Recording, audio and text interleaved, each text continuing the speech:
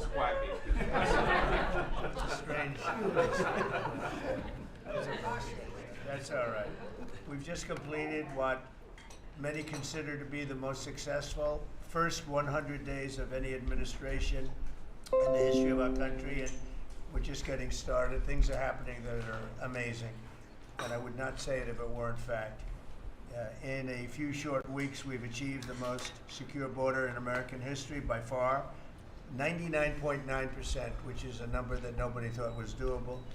Biden thought you had to go back to the legislature to get legislation passed in order to create a secure border. You didn't. You just had to have the right president and the right people working it. Congratulations, by the way, and to Tom. For 2 months in a row, we have set the all-time records for the lowest number of illegal border crossings ever recorded. The number of illegal border crossers released into the United States is down 99.999%. That is usually 100%. So I think it's an amazing tribute, and Christy, congratulations, and Tom and everybody else. It's an amazing job, actually, and it was done very quickly. We officially designated Tren de Aragua, MS-13, and the Mexican drug cartels as foreign terrorist organizations, and we're expelling these monsters from our country rapidly and working with the Department of Justice. Pam, you're doing fantastic. Your people are amazing. We're having some judge problems. Everybody's reading. We're having some judges that don't like, killers, murderers being thrown out of the country. So I don't know what their problem is, but we have little difficulty. We won on the basis of a great border and of getting criminals out of our country. That was why we won every swing state.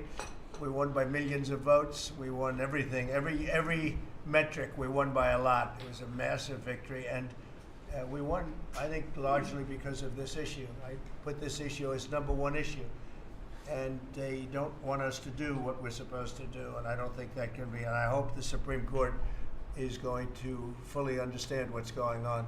We have to get the criminals out of our country, and that's the basis under which we won the election. Core GDP, and this is, you probably saw some numbers today, and I have to start off by saying that's Biden. That's not Trump, because we came in on January, this is quarterly numbers, and we came in and I was very against everything that Biden was doing in terms of the economy, destroying our country in so many ways, not only at the border was more obvious, but we took over his mess in so many different ways. Core GDP, removing distortions from imports, inventories, and government spending, was up plus 3% when you add it. We had numbers that, despite what we were handed, we turned them around, and we were getting them really turned around. Gross domestic investment was a whopping 22%. Now, that is a number that people are coming in at numbers. For instance, I just walked in, I heard Samsung is now, because of the tariffs, they're going to build massive facilities in the United States. If we didn't do the tariffs, they wouldn't be doing that. So it takes a little while to get those facilities built, but they're coming in with big numbers. They're all coming in with big numbers.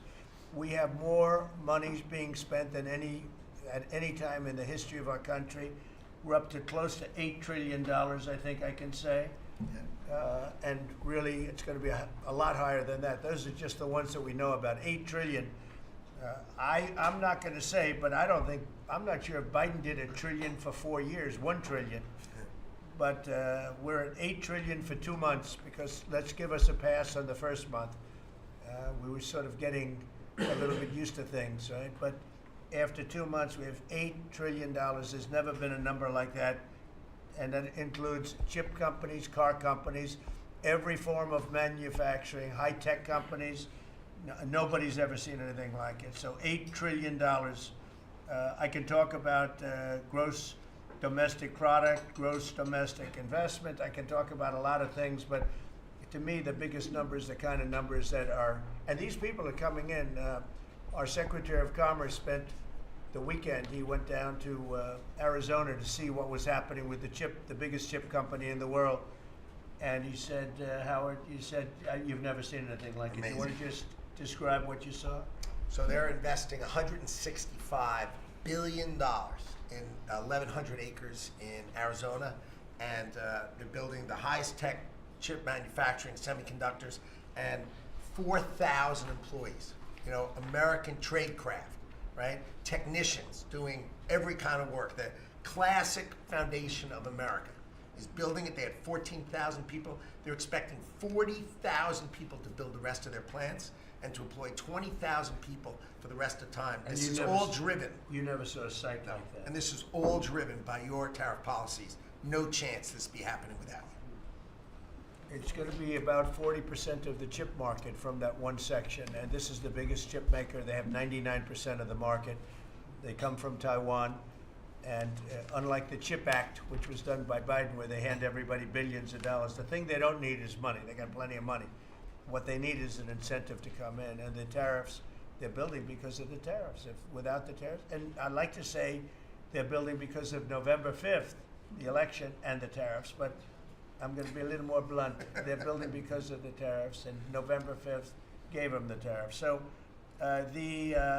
it's amazing when you look. And these are not companies that go out and say, well, we're going to build, we have to go get our financing. Let's go. Like we would, in New York, everybody would look, you know, you'd get a building site, and then you'd look around for money, you'd look around for financing for 6 months, you'd get your financing. You'd build your building, the market would be good, you'd make money, the market would be bad, it wouldn't be so pretty, you'd have to negotiate, blah, blah, blah. This is different. These people have so much money, they don't know what to do. I asked Howard, did they finance it? No, they do it through cash. And they say that site, and they just started, you know, they just announced it like a month ago, and they've already started. He said, I've never seen a site like it, so big. So, you know, you're talking about essentially a $50 billion building. Now, if you build a warehouse for $50 million, that's a big warehouse, Scott. But a $50 billion building, that's a lot. They're building the electric, they've become a utility.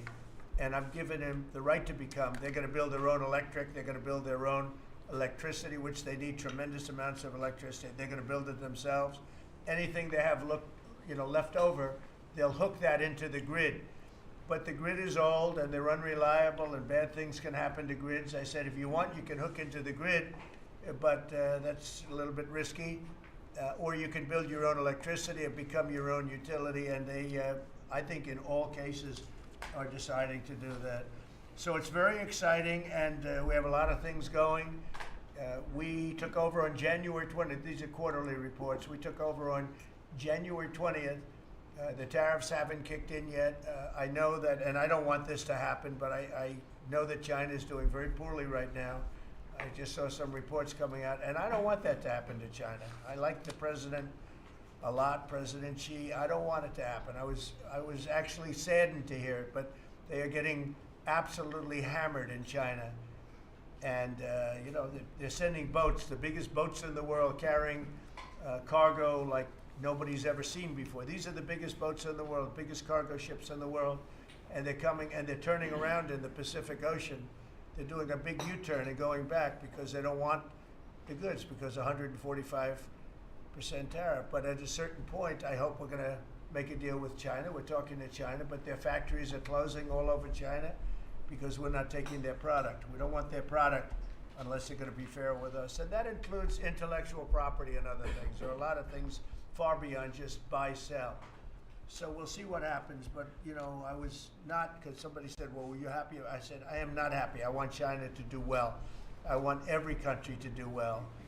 But they have to treat us fairly also. So with that, I think we're going to maybe go around, and we have some letters where the secretaries and people around the table are making statements about how they're doing and what's happening. And I could start with Pete on the left, because he's my least controversial person at the table. No, they don't know how good he is. So we'll go around the table and you can hear it. And these are cabinet meetings where they're very open and transparent. And I can guarantee you Biden didn't do this. He didn't do this. Go ahead, Pete. Well, Mr. President, I think we're controversial because we're over the target. And like so many things, Mr. President, you inherited a demoralized military that couldn't recruit, that was perceived as weak after what happened in Afghanistan and elsewhere because of Joe Biden. And what we have seen since your election and the inauguration has been nothing short of a recruiting renaissance.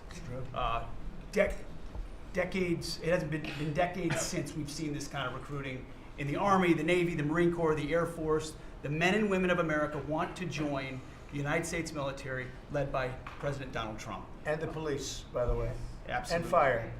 I always mention the fire, but the police and fire, likewise are, I mean, they have waiting lists now, and 6 months ago was a disaster. Go ahead. Truly historic. We can barely absorb the volume and retention as well. Men and women in the military who don't want to get out now that they have a real commander-in-chief.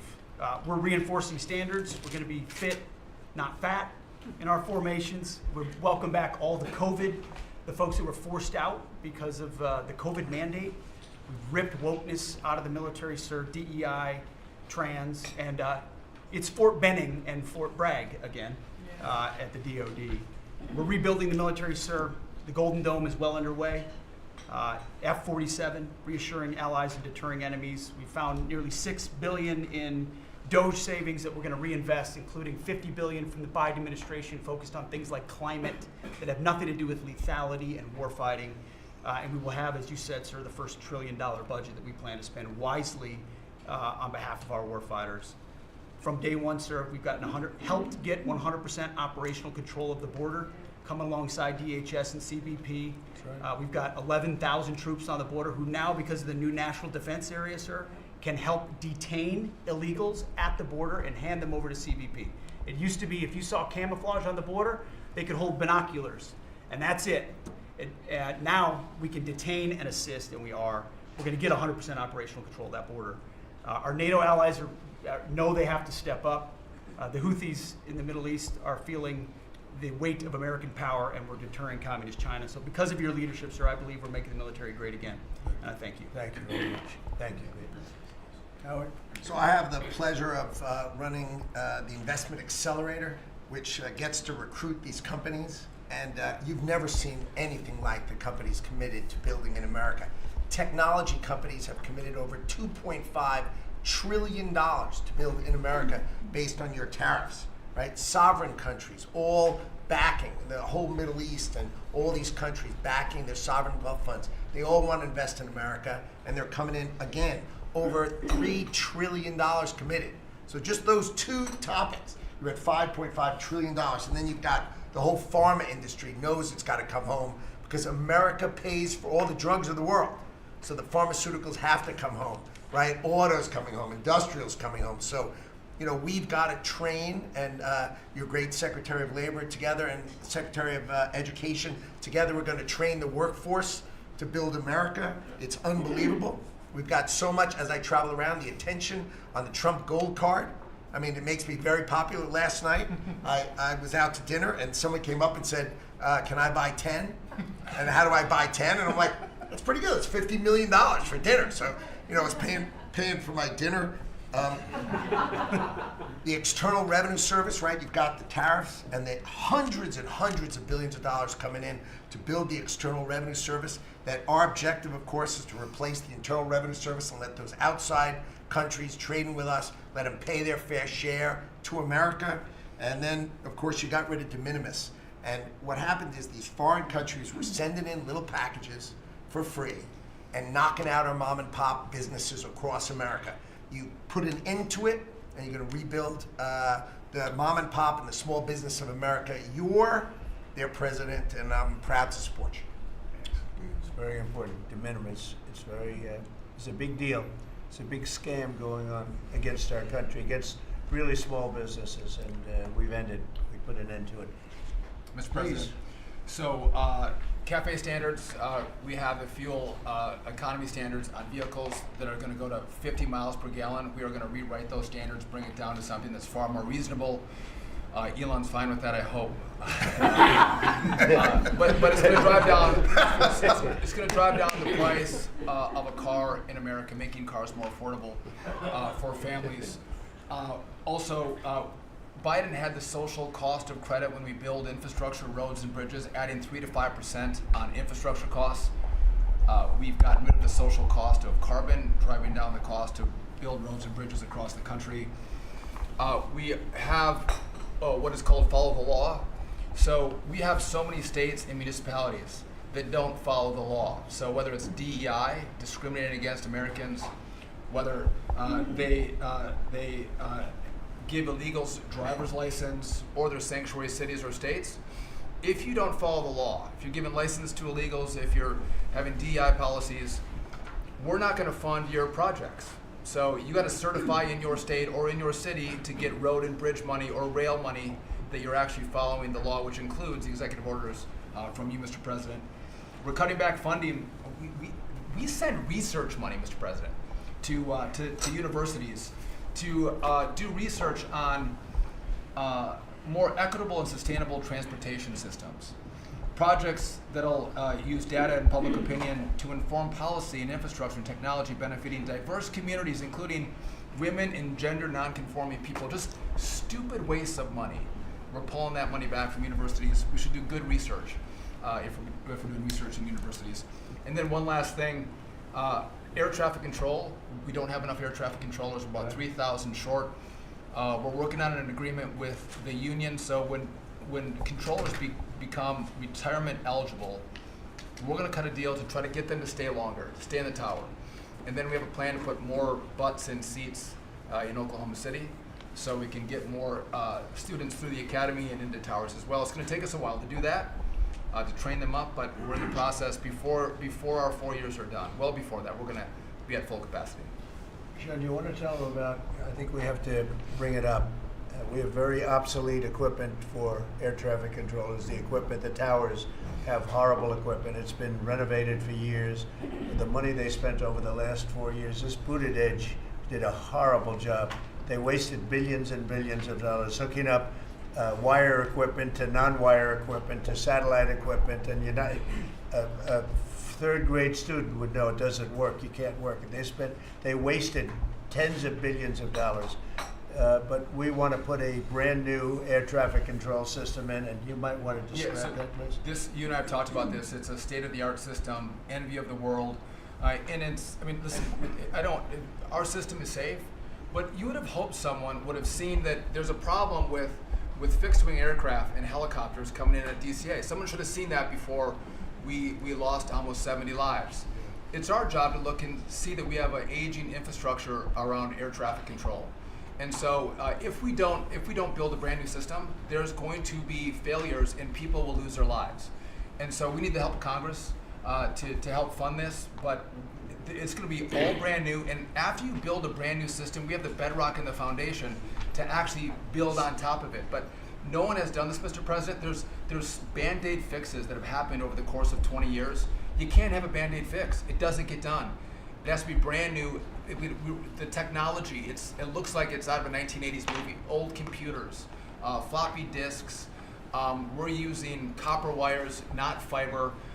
So there are great solutions we have available that, by the way, everyone's sick of their delayed flights or their canceled flights. We have more capacity in the airspace. And if we build this brand new system, what you'll have is more efficiency in the airspace, and it will be safer. So the economy will be stronger. We can have more flights and less delays. So I appreciate your support on that, Mr. President. Rebuilding that is very important. You wouldn't have had the helicopter crashing into the plane at 400 feet up when it's supposed to be 200 feet. That would have, bells and whistles would have been gone over, and you would have heard the screaming equipment saying there's a problem coming up in 15 seconds. You got to do something about it right now. And it would have also sent the word right into the helicopter, because I guess you'll be doing the full report on that. But it was pretty obvious what happened. Right. And they were supposed to be at 200 feet. They were at 400 feet, and a terrible thing. And that wouldn't have happened if we had the right equipment. If we had the right equipment, you would have heard bells and whistles going off, and it would have alerted them long before that would have happened. 2 minutes before, it would have had a lot of time. So we have to do this. We have no choice, and we're going to do it. And we're going to be very proud of it. They did old equipment in new equipment, and you can't hook in old equipment to new equipment because it's different. Some is satellite and some is ground. The satellite doesn't work. This man would know that better than anybody, but you can't hook up a satellite system to a ground wired system. And if you do, you're wasting a lot of money. They spend billions. This is Buttigieg. They spent billions and billions of dollars trying to patch a system together. They had hundreds of different contractors, and the contractors were all fighting with each other We're gonna have one great big contractor, like the Great Big Beautiful Bill, which is going along very well. I guess I like Great Big Beautiful, but we're gonna have one Great Big Beautiful contractor, whether it's maybe Raytheon, maybe IBM, maybe it could be any one of 4 or 5 different groups, but you put one in charge. They're very big, very powerful monetarily, and they give you a guarantee, and they hook up everything. They do every single thing. So they're responsible for the digging of the ditches and the fiber and every single element. And it's one system that's hooked in. It's not all these hodgepodge systems that don't work together, and it's just a shame. I mean, it's basic construction, but it's complex stuff, and there are a few companies that do it unbelievably well, and we're going to have that. So, good job, Sean. I know that's your big project. And Mr. President, no one has done it because it is complex. It's hard to do because as you're building a brand new system, you have planes taking off and landing, and so because it's complex, no one has done it, and you've given the directive and the support to make this happen. So Well, thank ours you. is going to be an all-new system. It's going to all hook up. It's going to be the same tower is going to have the same equipment, and all towers all over the country, all over the world actually, mostly, are going to be hooked in together. And when there's a problem, when planes are too close, you will hear a sound that's very ear-shattering, and I've heard it, and it's amazing. I mean, honestly, it's amazing. It's real genius stuff, and we didn't do that. What we did was just waste money. You could have just thrown it right out the window. What they did in this last 4 years was disgraceful. Whether it was the border or this, you can name 100 different things. The worst administration ever. Okay. Thank you, Mr. President. Thank you. Mr. President. Secretary, thank you. Yeah, Mr. President, thank you. And I think one of the things that I want people to understand about the VA is we're part of the national security interests you have, and you've laid the groundwork for that. It's leadership in making sure that with the Secretary of Defense and myself, we take care of veterans on 2 ends. One when they come in and one when they serve and they've earned the benefits that we have. And one of the things is if we're not doing our job on our end, then the recruitment and all goes down on the other end because we have a full spectrum. That's what leadership is about. What we found, and speaking the last 4 years, is we found an administration that wanted to throw money and people at problems, but they didn't want to put leadership in. They just put money and people at it, and we saw wait times stay the same. We saw issues of suicide rates, death by suicide, not change. We saw a homelessness issue barely go down. We saw disability claims skyrocket when you took place over 250,000 back dislodged, which we're already bringing down almost 40,000 so far just in the last couple of months. But we've also put back what you, and I was in Congress when this happened, and I was glad to see it. The Mission Act is back front and center at the VA. We're actually doing community care. We're actually giving the veteran the choice that they've earned and they deserve, whether they can get their VA care inside our facilities or in the community. It's their choice. It's VA care. We're going to give them the highest quality care wherever they want to go. Also, we're expanding out options for treatments and others for those that are new. We're experimenting and looking at new counseling ideas, all new drug techniques that we can help with PTSD, TBI, the things that are affecting our veterans right now. But also, we've taken the leadership to take people and bring them back into work where they're actually communicating. They're back in our offices. We put thousands of people back in. We're processing more claims daily than we were in the last little bit, hit 1 million before has ever happened, and we're actually bringing it down. I've actually taken our deputy secretary, and he is actually handling a strike force now to bring down that disability claim, plus our regular work that we're having done. We've also taken almost $300+ million and taken it out of contracts that we've all heard about so far. We were doing contracts for meeting notes and PowerPoints, and if our folks didn't know how to do meeting notes and PowerPoints, go online and learn yourself. We're not going to pay for it anymore. And we took $360 million and put it back into community care and also our health records management system that we have. We've opened 6 new facilities just in the last little bit so all the media who wants to talk about how we're hurting healthcare, we just opened 6 new facilities. By the way, thank you, you're welcome. As we go from that we've continued.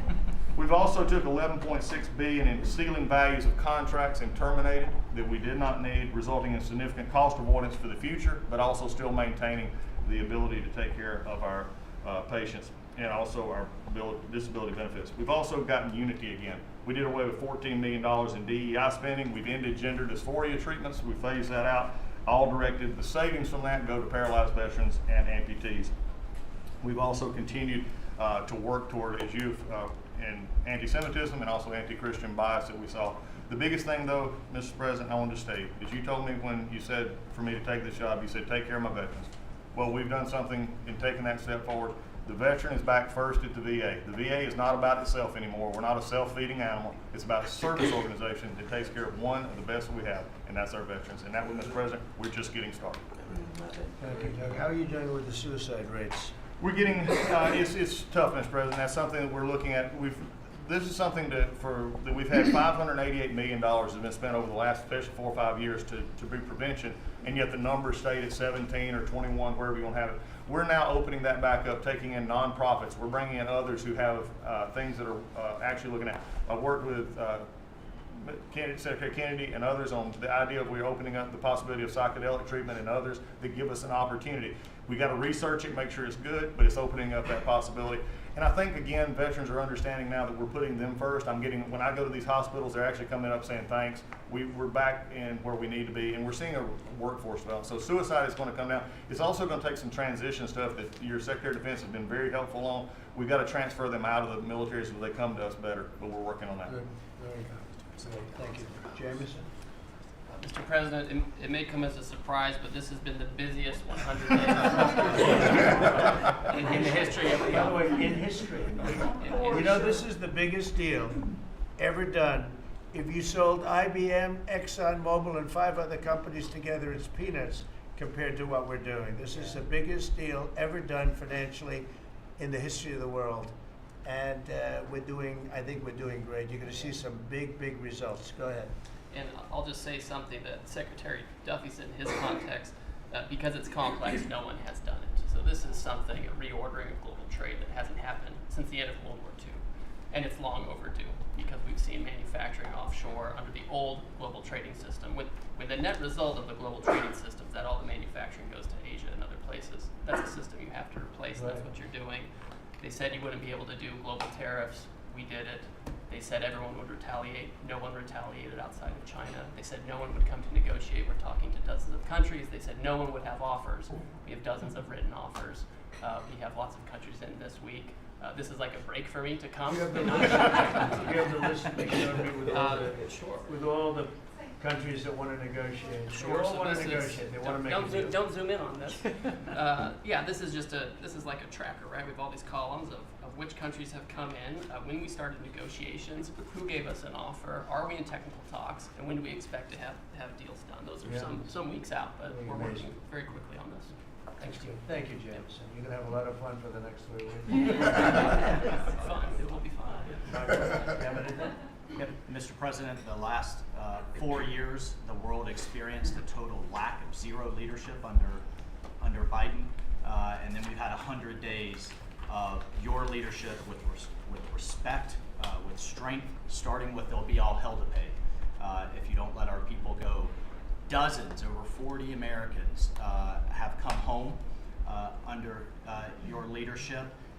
Far more terrorists are no longer threatening the homeland under your leadership, pulling all of these agencies together, including the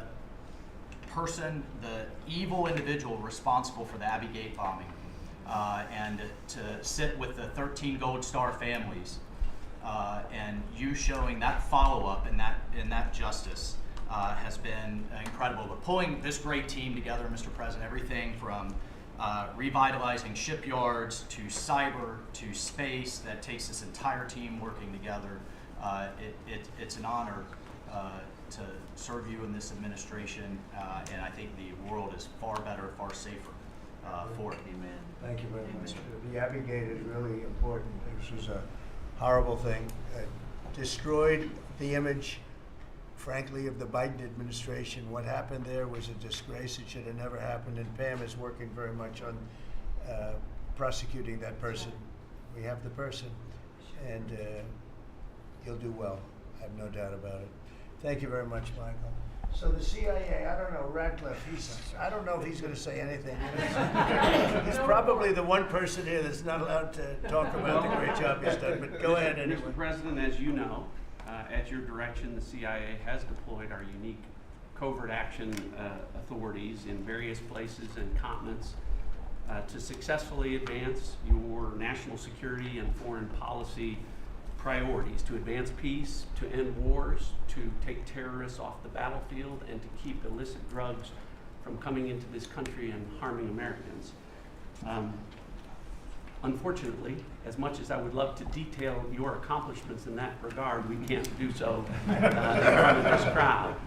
But you and I both know, Mr. President, that you have had a profound positive impact on America's national security posture, and Americans are safer because of your leadership. What I can talk about publicly is, as has been mentioned, the CIA provided the intelligence that led to the apprehension of the Abbey Gate bomber, who is now being prosecuted by our great Attorney General and providing a measure of justice to those 13 families that suffered as a result of that disastrous Afghanistan withdrawal during the last administration. In addition, at your direction, Mr. President, the CIA has negotiated and secured the release of Americans like Mark Fogel and Ksenia Karelina, who have been wrongfully detained, sending the message that you will forget about no Americans that are being held in other places unfairly and unjustly. And finally, Mr. President, the CIA is being restructured at your direction to focus on our core mission and to eliminate the well-documented politicization that has taken place in the intelligence community from bad actors in the past, to focus on our core mission and to make America safe again. Thank you for the opportunity, Mr. President. Good job. You're doing a great job. Thank you very much. Russell? We're obviously involved in a number of budget bills that are moving, trying to make sure all of your priorities are reflected in the reconciliation, working on our upcoming budget. Wonderful job by the entire cabinet on that front. Details soon on that front. Sending up rescissions bills to Congress for things that Elon has found. But the regulatory aspect is something we don't talk about enough. And right now you've given us a goal of 10 for 1. We are working right now with all of the agencies to rack up how big of a deregulatory agenda that we can have. When you came into office, you basically stopped $200 billion in costs to American families just by stopping the Biden regulatory agenda. That's about $2,000 per family. We think when we're going to hit these 10 for 1 goals that we could be in the neighborhood of about $900 billion in savings to American families. That would be substantially bigger than that $2,000 number. And the point that I would make, in addition to just savings cheaper to the American people, there's an aspect of wisdom when you're enforcing these rules that comes into play.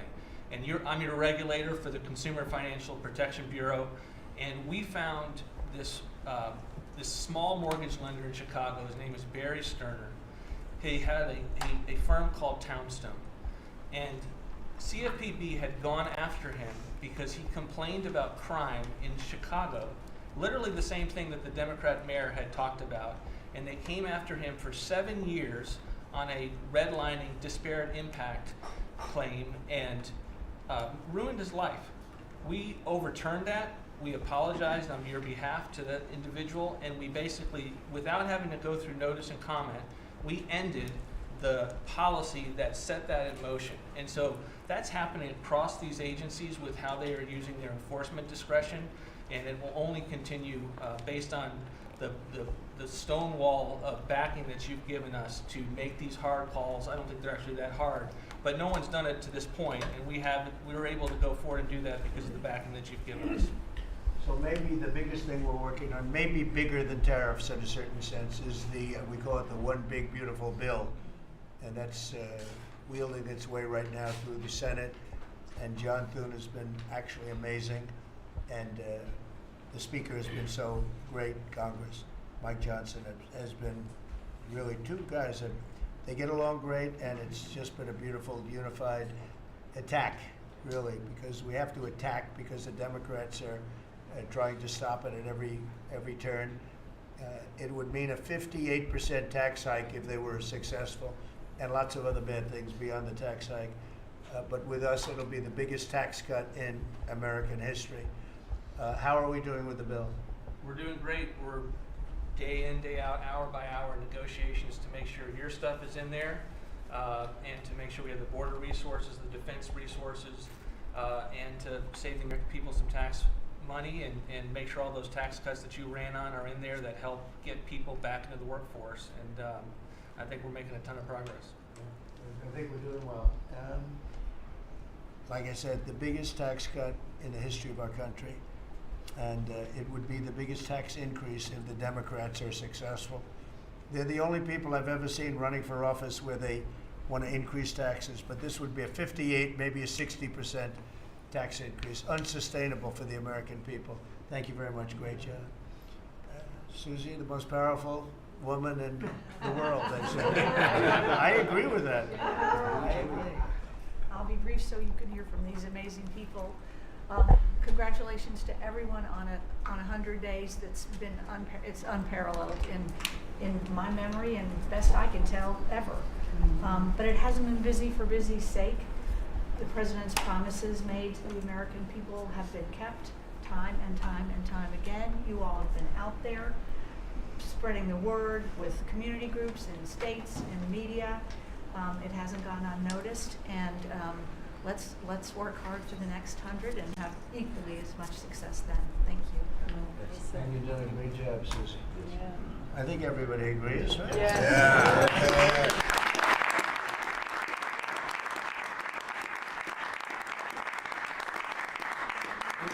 Do we have anybody that disagrees, please? In front of the media. In front of the media. Please raise your hand if you have the courage to do so.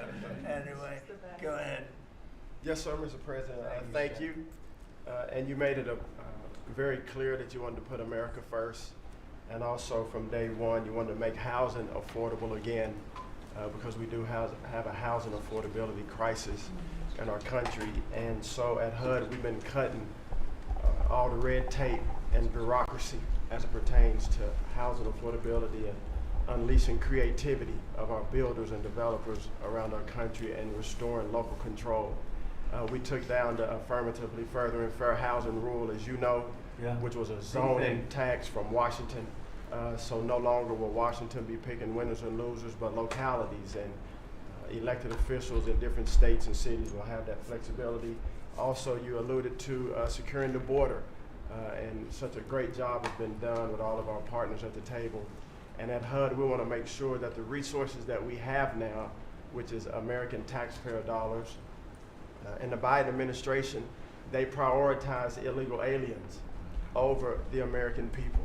And so we signed an MOU with Secretary Noem at DHS to make sure that HUD-funded housing only goes to American citizens, and no longer will it go to illegal aliens coming across our border. We have about 9 million people living in subsidized housing in our country. 59% of illegal alien families use some sort of welfare program, costing us $42 billion a year. And so we have prioritized American and American people only to live in HUD-funded housing. And also to make housing affordable, we also signed a partnership with Secretary Burgum at DOI to use underutilized federal lands, as you campaigned on and promised, to identify those lands to build affordable housing in our country so that people can realize the American dream. We also restored biological truth, as you did in sports. We have the equal access rule at HUD, which we took that rule down to ensure that at women shelters, that those that enter those shelters would be of the same sex, and that we would protect the ladies of our country. No longer will those that identify as women but are not women be able to enter our shelter, so that we can protect the ladies that we serve.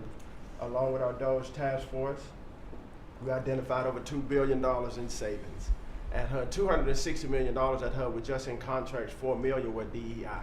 And so we took those contracts down and de-obligated and sent back $1.9 billion back to the Treasury for the American people. Again, we want to be good stewards over the American taxpayer dollars. And so, Mr. President, thank you for your leadership in this. And we have a tremendous team at HUD, and I'm so grateful to be part of this team around this table to take care of the American people.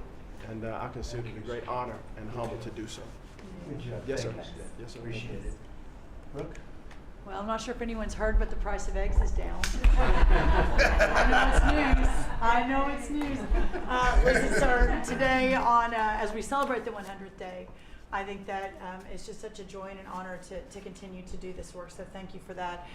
We have been obviously very focused on the cost of groceries, specifically eggs led the way, as you have so eloquently discussed over the last few months, and we're holding tight on a very significant decrease, which is great, and investing where we need to there.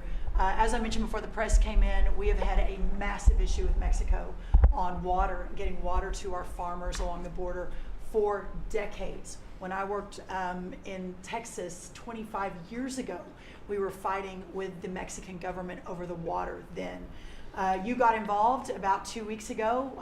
That evening I started conversations, and as of just a few days ago, thanks to Secretary Rubio's great deputy secretary and I have been negotiating, and we hit the best deal I believe in history on behalf of our farmers, and thanks to your leadership and your strength on that.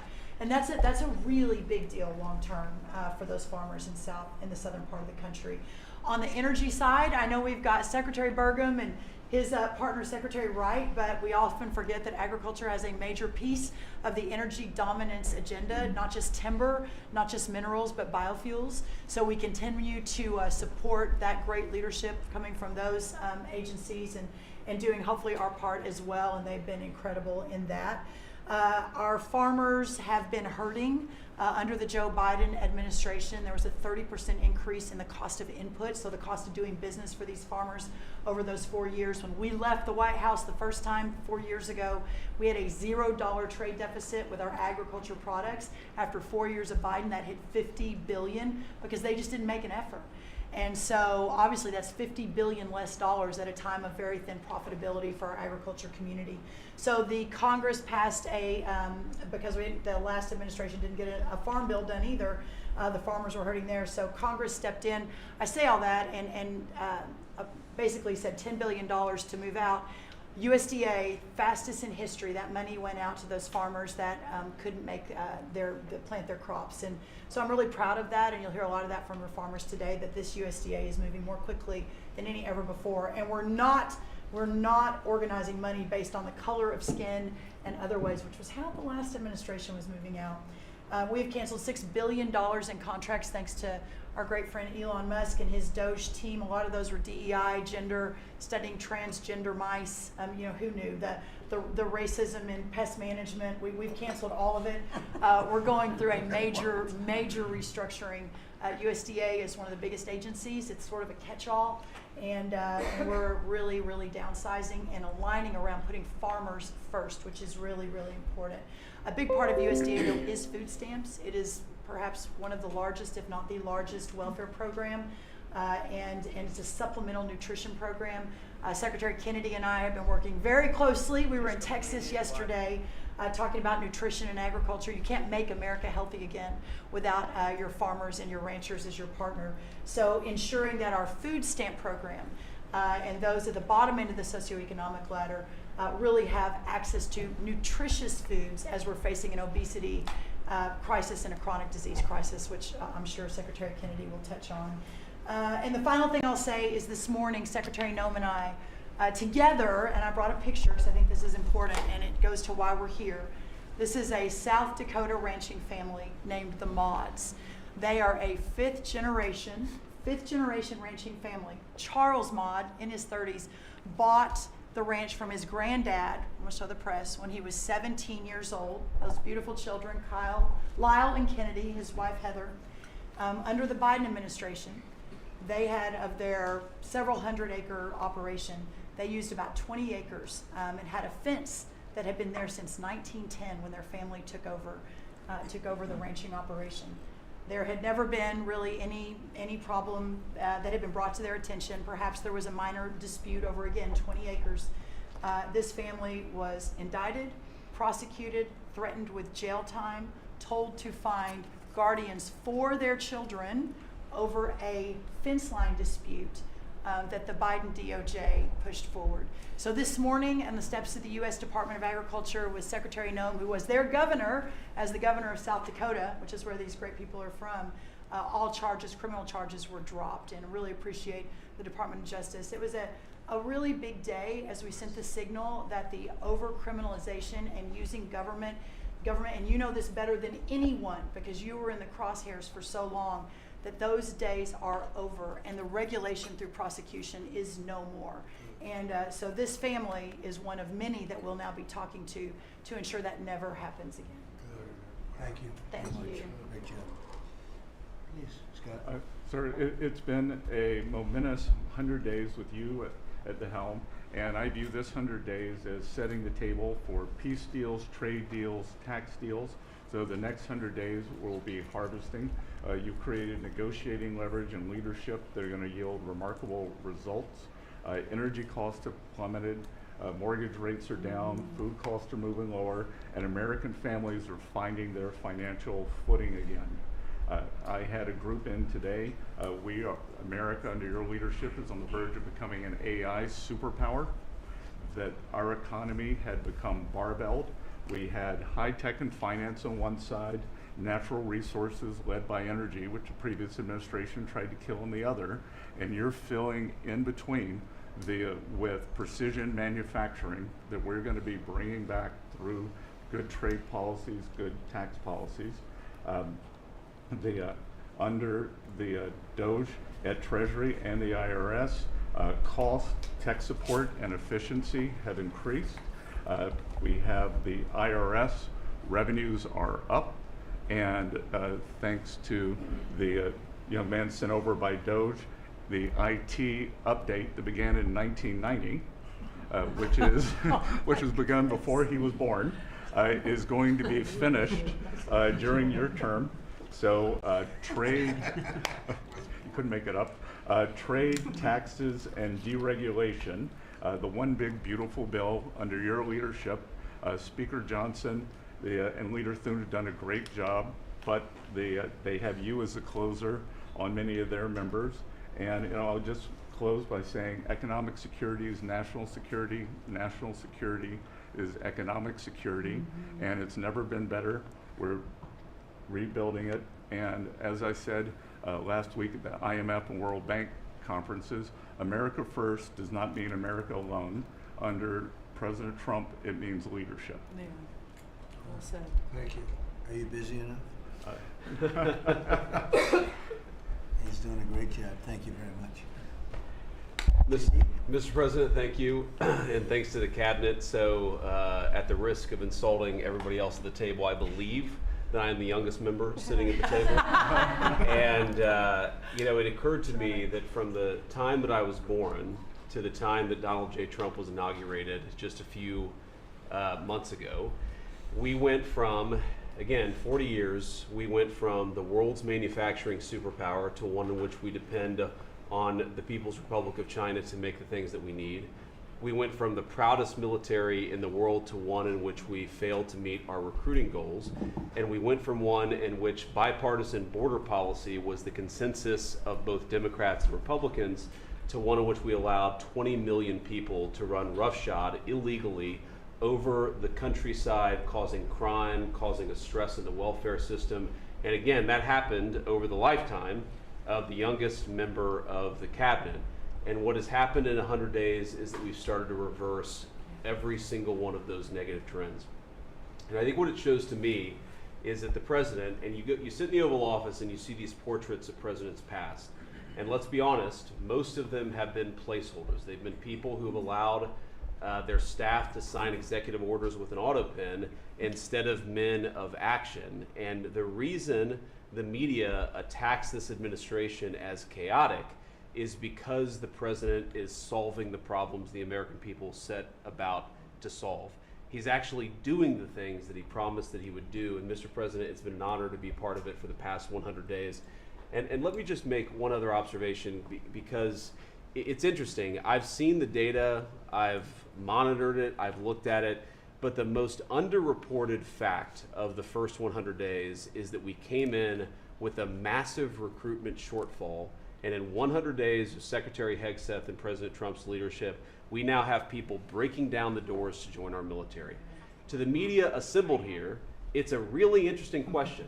Why has that happened? Completely aside from the fact that I think it's a good thing, or I think that President Trump deserves political credit for it, why did we go from a military where people didn't want to serve to now all of a sudden they do want to serve? That's a story you guys should cover, But compared to that, how much time have you instead focused on the fact that we deported an MS-13 gang member with a valid deportation order? And why is it that the press is so focused on the fake BS rather than what's really going on in the country?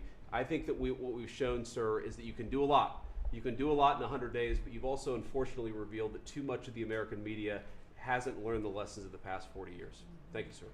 Thank you. Thank you. Pam?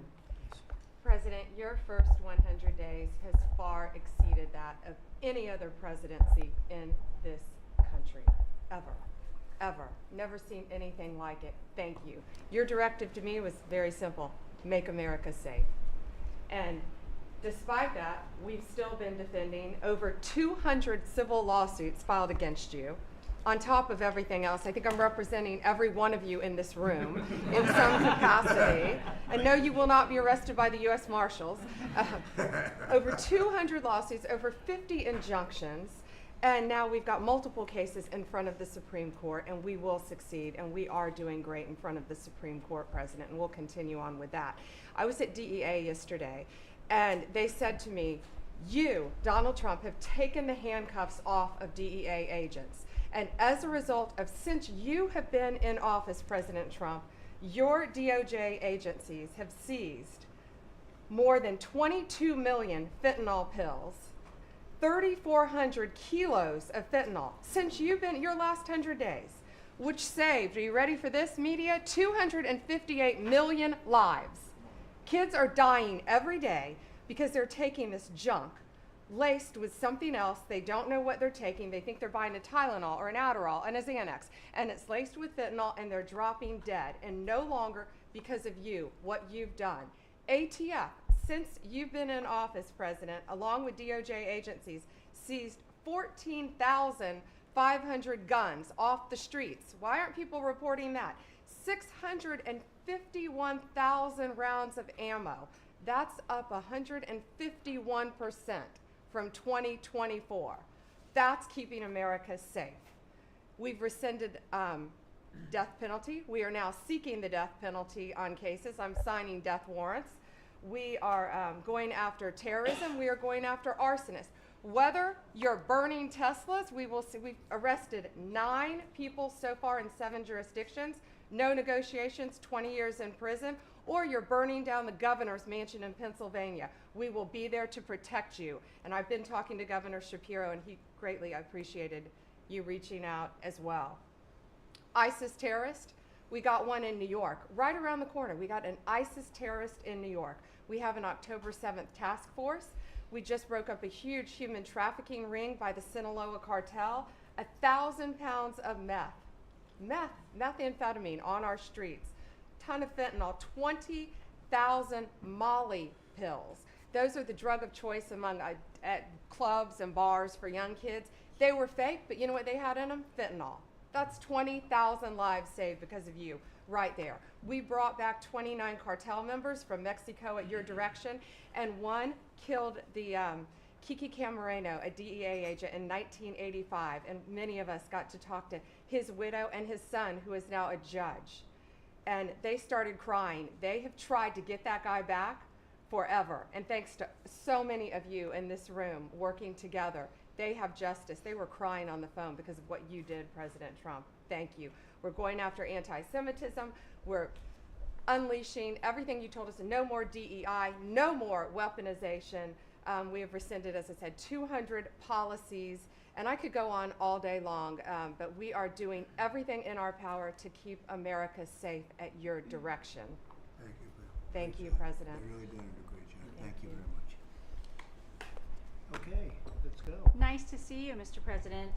Well, first of all, I think what you've heard amongst this team is the leadership, because it's given us the latitude really to collaborate amongst each other, not only in this room, as Jameson mentioned, we kind of get a break for a couple of hours here, but we stay in contact actually every other day that we're working for you. And I think what that says is, I was speaking to, for instance, the Farm Bureau of Texas yesterday. I'm not the Ag Secretary, but it matters to the workforce. I'm working with the other secretaries, Lutnick and McMahon, on education and the workforce investments that you've asked me to do Because as you've come in and negotiated these great repatriation of these companies and the investments, we're going to need that workforce to build back this economy. And I couldn't see that more as I've kicked off my 50-state tour.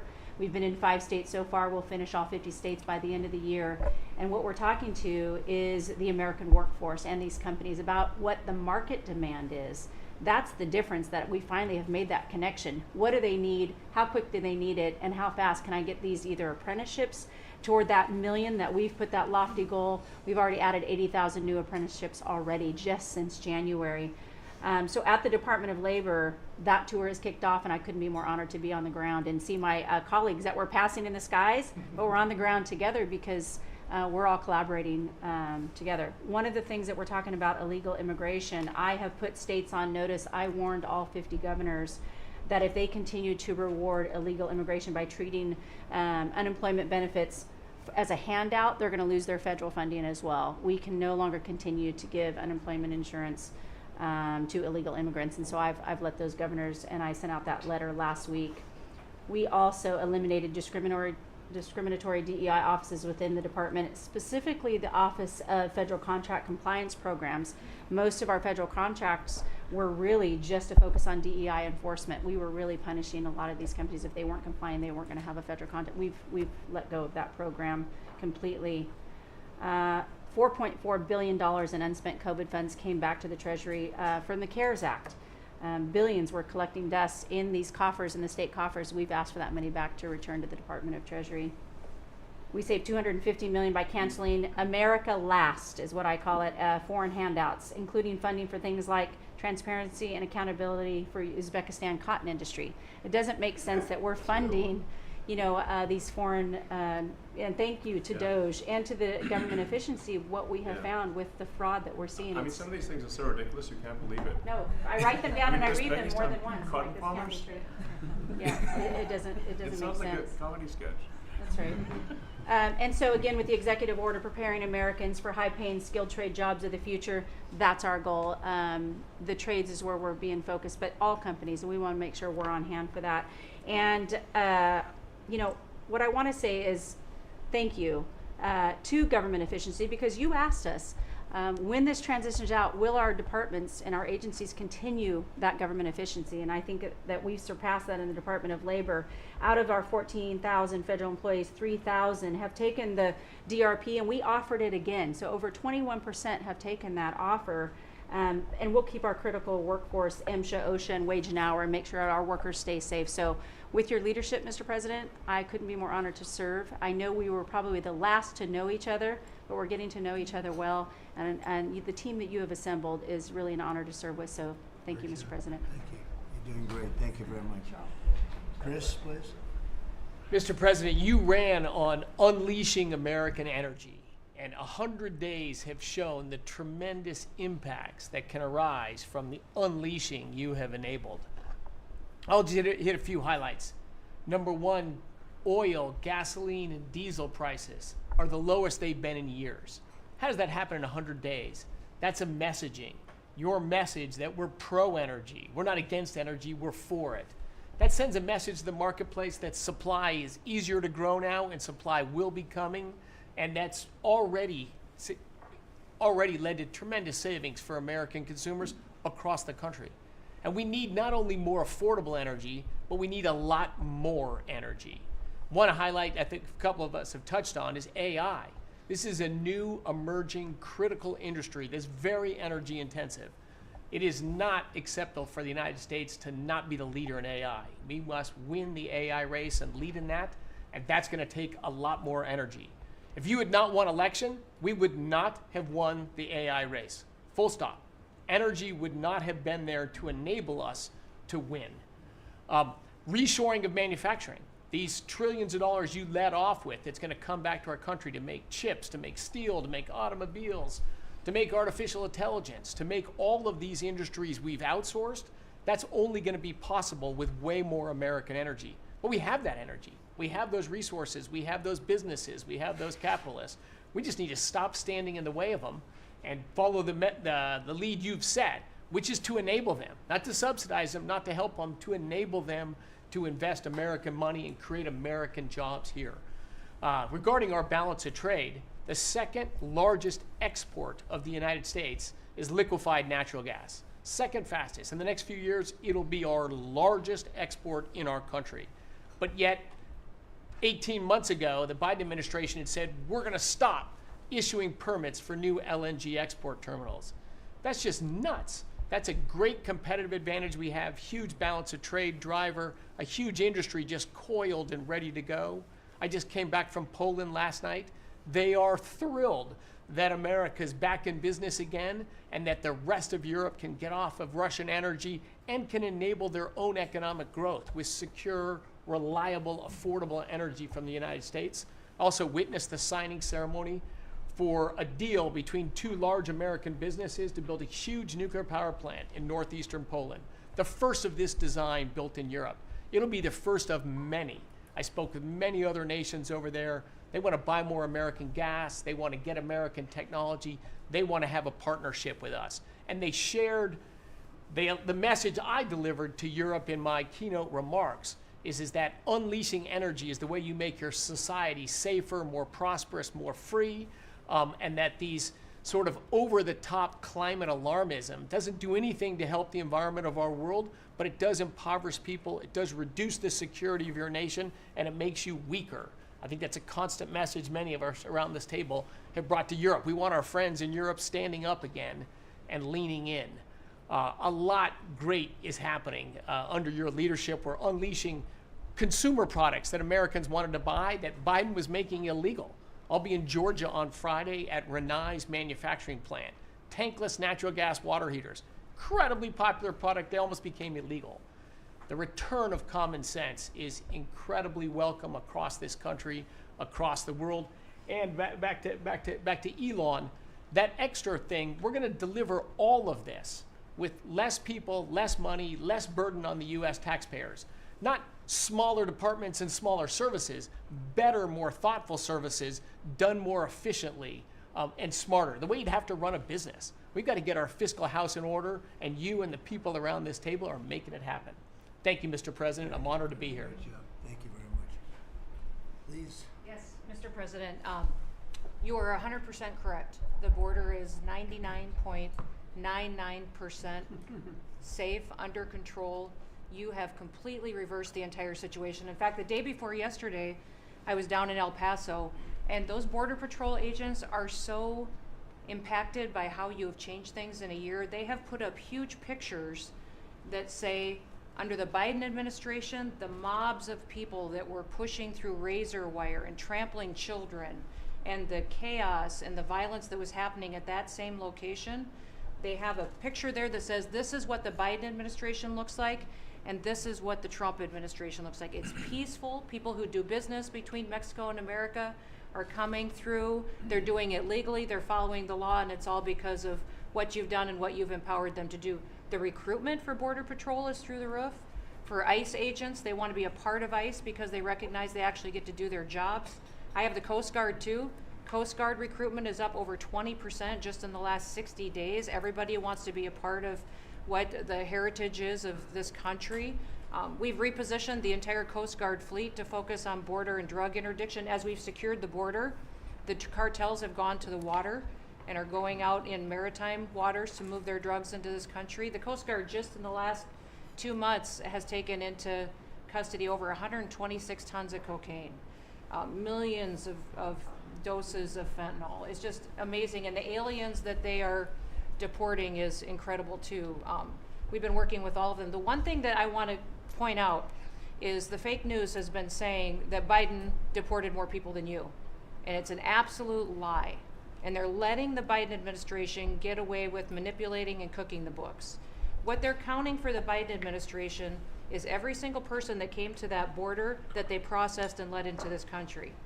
They're allowing Biden to say that was a deportation just by processing somebody and letting them come into the country. It's absolutely false. It's not true at all. You have deported over 250 known terrorists.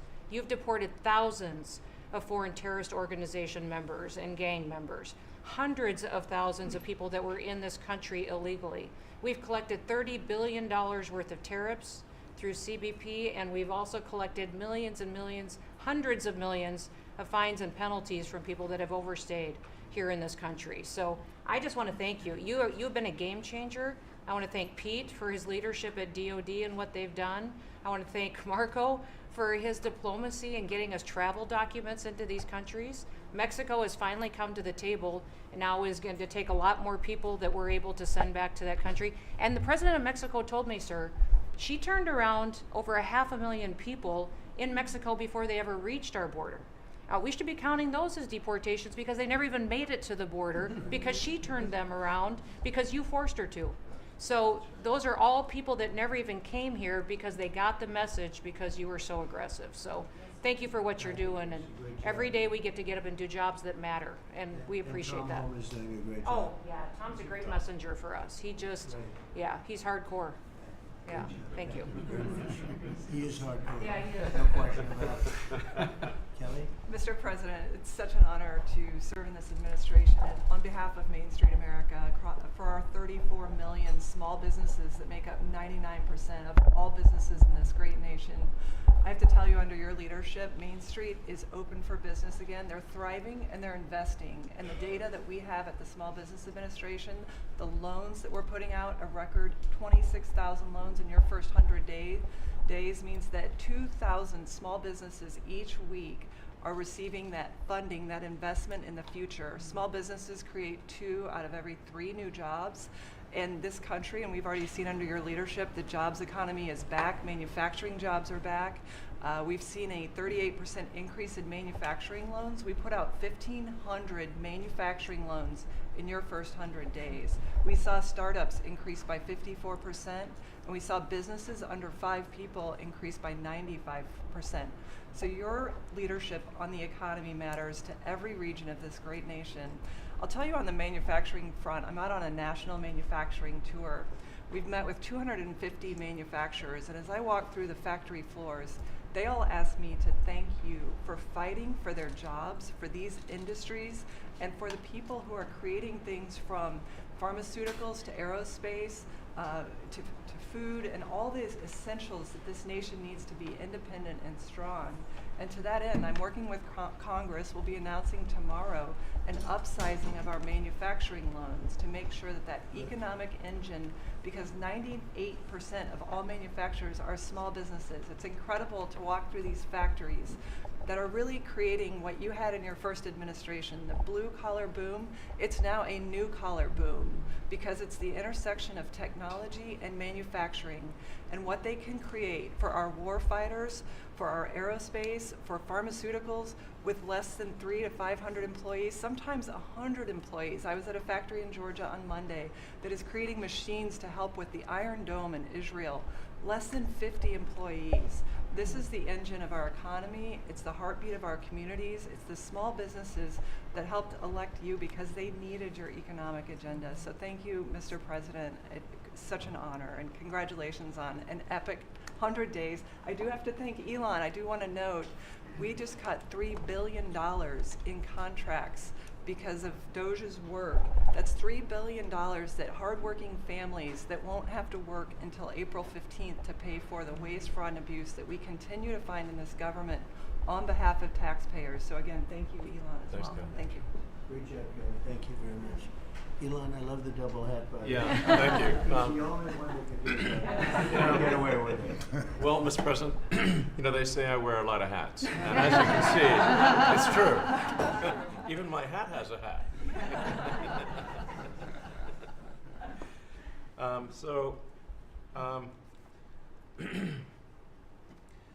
You know, the American people voted for secure borders, safe cities, and sensible spending. And that's what they've gotten. A tremendous amount has been accomplished in the first 100 days. As everyone has said, it's more than has been accomplished in any administration before, ever, period. This portends very well for what will happen for the rest of the administration. I think this could be the greatest administration since the founding of the country. Well, we all want to thank you for your help, too. You really have sacrificed a lot. Been treated very unfairly. Well, they do like to burn my cars, which is not great. You know, could be better. But you have been treated unfairly. But vast majority of people in this country really respect and appreciate you, and this whole room can say that very strongly. You've really been a tremendous help. You opened up a lot of eyes as to what can be done, and we just want to thank you very much. And you know, you're invited to stay as long as you want. At some point, I guess he wants to get back home to his cars and his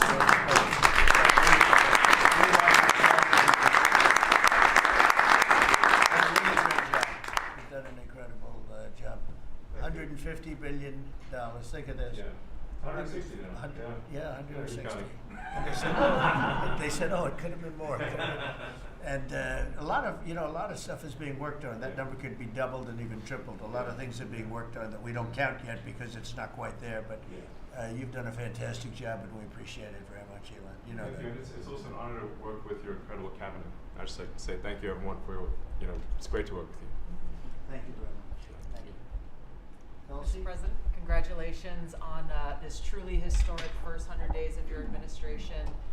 Really only made possible by your focused leadership on delivering the mandate the American people gave you. You've empowered all of us to deliver that mandate, and I'm grateful to have the privilege of leading the intelligence community towards ending the weaponization, politicization of the intelligence community that's gone on for far too long, and building out what is truly a lean and agile and effective intelligence community that is helping you deliver that promise to the American people of safety, security, and freedom. So, Mr. President, I'd like to highlight just 3 of the areas where we are helping to support your leadership and your work in making America safe again and bringing about these changes.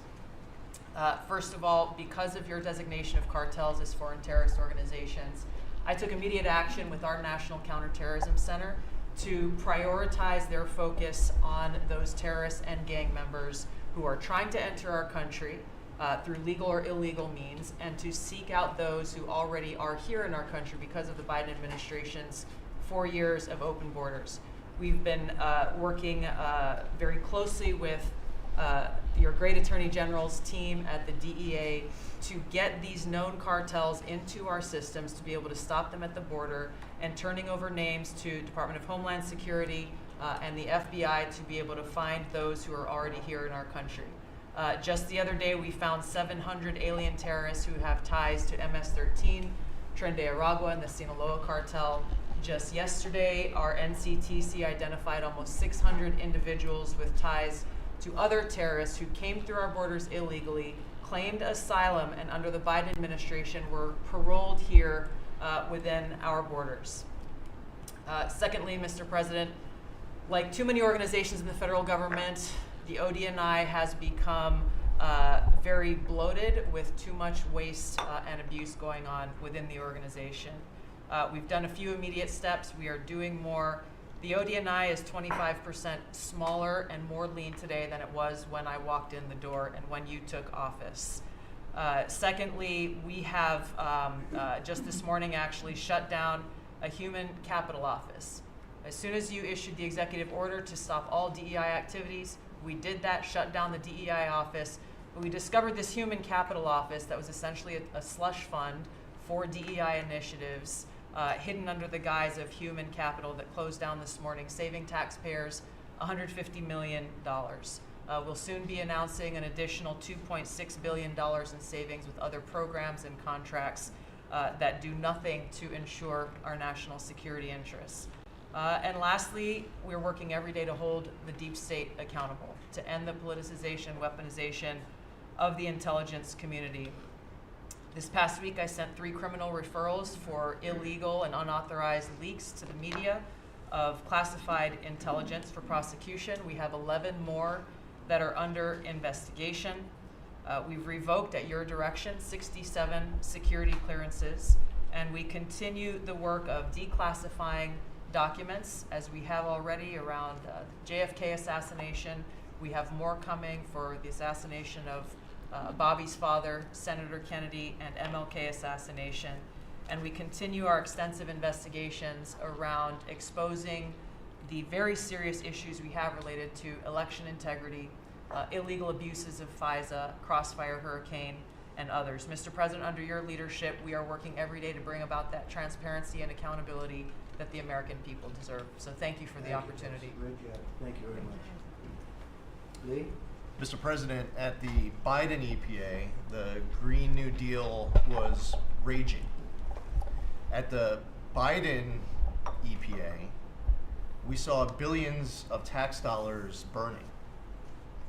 At the Biden EPA, we saw industries suffocating. But at the Trump EPA, the Green New Deal is dead. At the Trump EPA, we know that we can both protect the environment and grow the economy. I have 13 pages of accomplishments from our first 100 days in here, and in it, part of it is 100 environmental accomplishments at the Trump EPA. You don't have to take my word for it. We released it to the media this morning. Every single day that President Trump is in this office, there will be a major environmental accomplishment every single day of the Trump administration. At the Trump EPA, we're also launching what is the largest deregulatory action in the history of the country. We're going to be giving our director of the OMB a whole lot of work because we inherited a big mess from the Biden EPA. And working with Elon and Doge, I've canceled now $22 billion worth of grants. Now today is a special day for many reasons. The biggest reason why we're here is that this is the 100th day of the most consequential, historic first 100 days in the history of this country. Today, while we're here, the House of Representatives is voting on Congressional Review Act bills, considering the EPA waivers that were given to California's tailpipe emissions, where California set their own standards. But there should be one national standard, and right now, Congress, on the House side, is going to be voting on that today. On a personal note, while this is a bit outside of the EPA jurisdiction, today is my last day serving the United States Army. And I first signed up towards the end of the 90s. And I've had a chance to see a lot of national security teams over the course of the last 27 years. There has never been a national security team ever assembled that had the backs of our warriors like this national security team right now. And we have never had a president so deeply committed towards ending foreign wars instead of starting new ones. There's a reason, Mr. Vice President, why everyone is racing to join our Department of Defense. We have a Secretary of Defense who, with all due respect to our great president, would probably rather be swimming with Navy SEALs right now, be running somewhere in the Middle East with our service members. And from our Secretary of Defense to our Secretary of State, our Vice President, and more. I just want to say thank you as a veteran of our military for assembling what is the greatest national security team that I have ever seen in my 27 years associated with the United States Army. Has Pete signed off on his retirement leave? Welcome to the VA. Maybe.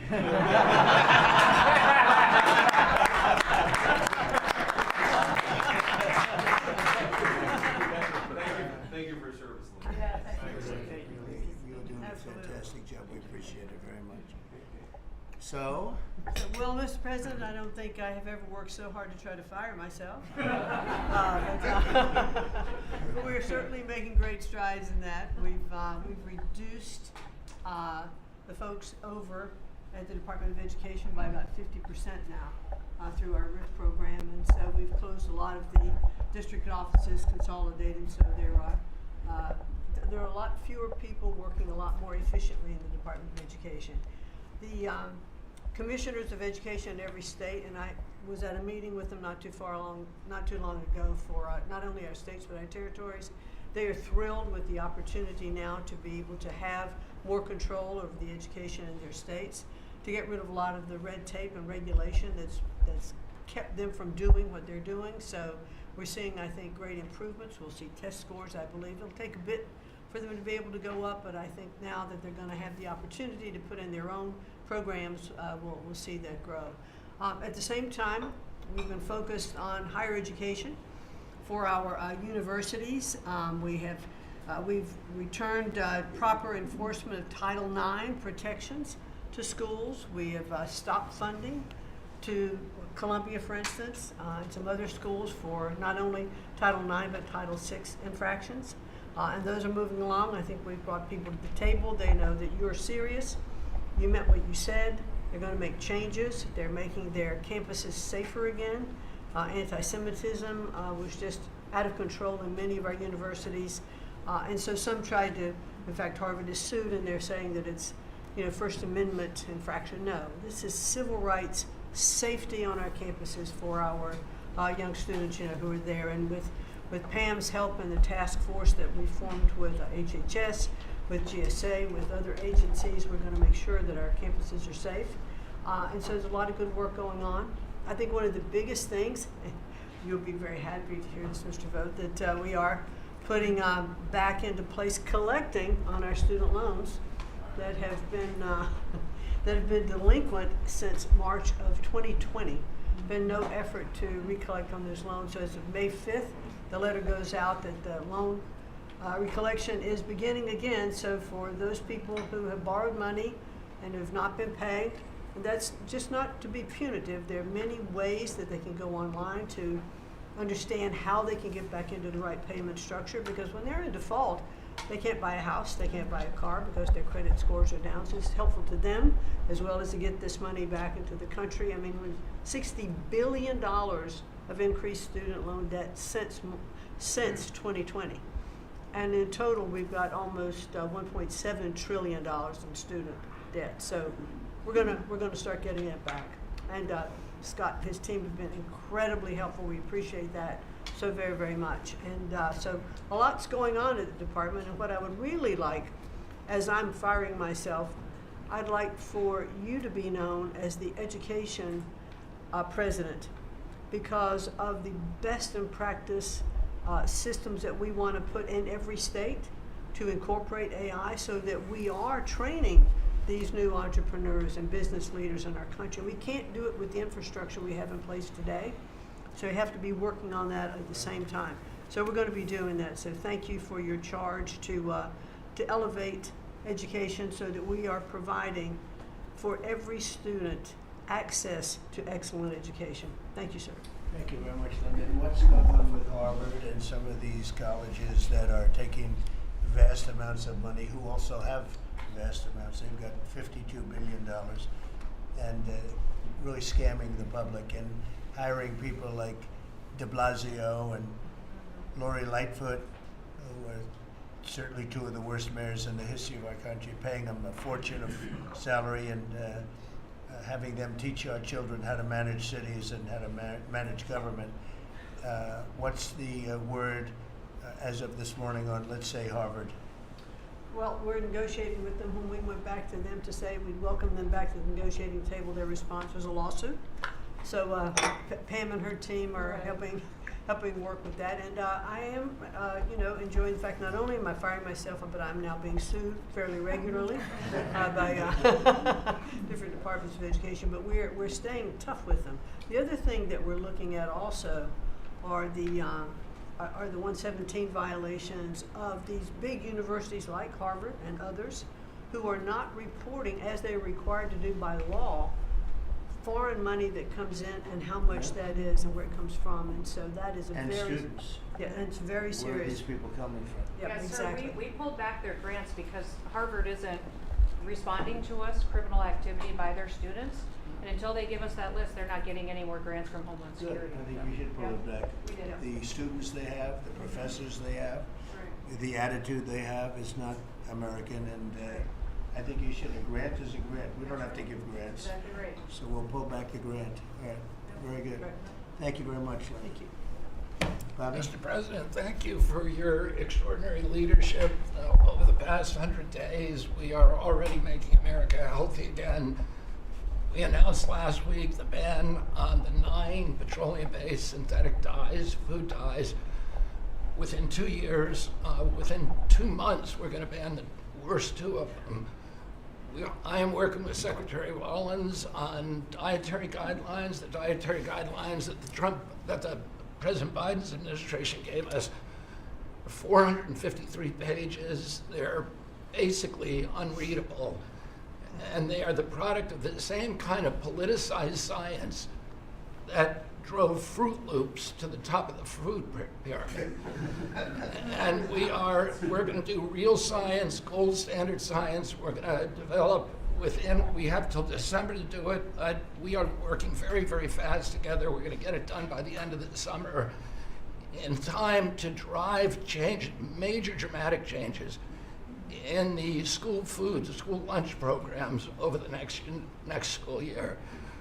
I'm working also with Secretary Rollins on the SNAP program and to get sodas and candy off of the food stamp program. 10% of food stamps go to SNAP. And I want to thank you for your courage. You are a business-friendly president, probably the most business-friendly in our history, but you're also willing to stand up to very, very powerful businesses, and you've shown that again and again. Secretary Rollins had the soda industry come and knock on her door very much, very loudly, and they said to her, well, the SNAP program is not supposed to be about nutrition. She pointed out to them that there is no nutrition in a soda. And they said, well, it's not supposed to be about nutrition. And she said to them, the name of the program is Supplemental Nutrition Assistance Program. So it is about nutrition. And we shouldn't, we have 38% of our kids are diabetic or pre-diabetic, and we are paying at both ends. We're paying for the food-like substances that make them diabetic, and then we're being bankrupt. We're spending $1 trillion a year on metabolic dysfunction. It's existential and it's not sustainable. I visited Arizona, West Virginia, Utah, and Indiana in the last 2 weeks, who have all applied for SNAP waivers. We're encouraging, thanks to Brooke Rollins' leadership, all of the states to apply for those waivers. I also visited Utah, which is the first state to ban supplemental fluoride. Florida yesterday passed a bill to ban supplemental fluoride. I'm confident Governor DeSantis is going to sign that. We are working, Lee Zeldin and I are working together to change the federal fluoride regulations, to change the recommendations, and we're looking at the science now. I want to point out that in August, the National Toxicity Program, which was an arm of the NIH, did a meta-review of all the science on fluoride and found that there's a direct inverse correlation between fluoride exposure and lowered IQ in children. So the more you get, the stupider you are. And we need smart kids in this country, and we need healthy kids, and thank you for your leadership. We're going to get there. We're reviewing the GRAS standards now we're revamping them to get 10,000 ingredients that are in our foods. The Europeans only have 400 ingredients. We have 10,000. There are chemicals we know nothing about. And we are going to stop that process, and then we're going to go back and look at these chemicals and make the companies either get rid of them or to label them. We've launched Operation Stork Speed, and we're going full speed ahead to make sure that we have good, high-quality milk for children. We have launched the autism study at your direction. By September, we'll have some of the first answers. Within 6 months of that, we will have definitive answers, not only for autism, but for the etiology of a whole range of autoimmune diseases that have become epidemic in our children. We have ended HHS as the role as the vector, the principal vector in this country for child trafficking. And during the Biden administration, HHS became a collaborator in child trafficking and for sex and for slavery. And we have ended that, and we're very aggressively going out and trying to find these children, the 300,000 children that were lost by the Biden administration. And we have ended funding for gender mutilation surgeries and other kind of gender dysphoria practices. And thanks to Elon, we have saved $67 billion at our agency without compromising any of our critical programs. Mr. President, I want to thank you for your vision, for your leadership, for giving me the 100 busiest days of my life, and most exciting and most rewarding. And there's over the next 100 days, we're going to do much, much more. That's great. Thank you very much, Bobby. Very good, very important. Thank you. Doug, please. Well, President Trump, on your first day in office, you wisely declared a national energy emergency. And this was essential because it was the signal that we're going to go 180 degrees from the disastrous and dangerous Biden policies that were based on a climate ideology that was the root cause of the inflation in this country. It was the root cause of wars abroad. It was the root cause of our manufacturing disappearing from our country. We can't have energy security. Without energy security, we can't have national security, and you understood that. But now with everything that's flowed from that, dozens of other EOs that you've done, America is back in the energy business. As Chris said, there's been a signal that's sent around the world. Capital is flowing, coming back in. The smart money is coming to this country. And now you've given us a chance to win the AI arms race against China. We know we're up against a formidable competitor. China opened up 94 gigawatts of coal in the last year. That's more than all of California and all of New York combined in the last year. We've had presidents in the past, the Biden administration, that were running away again under this climate ideology. You've embraced baseload power in this country. I'll never forget standing in the East Room with you, surrounded by the coal miners around this country, where you said, hey, big, beautiful coal. As we work to try to identify the balance sheet of America, our earliest estimate is that the coal resources in America, just on public lands, could be worth $8 trillion with a T. That was all going to be taken off our balance sheet if we weren't going to touch it.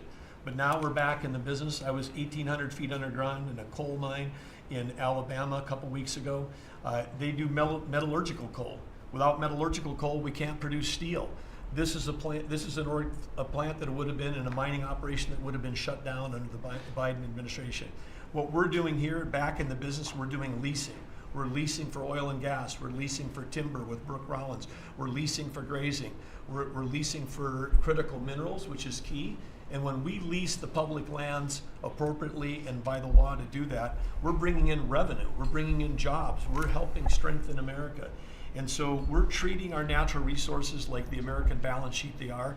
And America's resources, the 700 million acres of surface that's public, the 700 million of subsurface, the 2.5 billion offshore, all contain what we need to have self-sufficient supply chains. And so in this, we're focused deeply on critical minerals. The Biden administration put us in a real predicament right now. The whole trade team, the whole cabinet, Susie's jumping in, leadership across everybody in the National Energy Dominance Council. But of the top 20 critical and rare earth minerals that we need for defense, that we need for industry, China's controlling 85% of the refining for that. So we are running at warp speed 7 days a week to try to put ourselves back in business in that way. So, and I want to just close out by saying a couple other things. One is the border. Few people realize that 41% of the southern border is in Department of Interior. And then we've got a few more percent that come with Brooke and with the Forest Service. But that's been a risk area. Part of the reason everyone was pouring into our country, Biden wasn't enforcing the border laws. They definitely weren't enforcing it on public lands. And so again, using tying two presidents that had a great propensity for action, Theodore Roosevelt in 1907 created what was called the Roosevelt Reservation, 60-foot strip that go from Texas all the way to the Pacific Ocean, because he was worried in some future state there might be smuggling. I don't think he was anticipating human smuggling and fentanyl trafficking, but that has been largely unused. He gave us the authority to transfer that, and so working with Christie and working with Pete, we've transferred that to the DOD. So transferring land from the other agencies like Interior to the Department of Defense, then as Pete said, they can do the detain and assist with the military. And having been down at the border multiple times in recent week, I can confirm everything Christie said. The enthusiasm, the morale of that group is exactly 100% opposite of when Christie and I were down there as governors.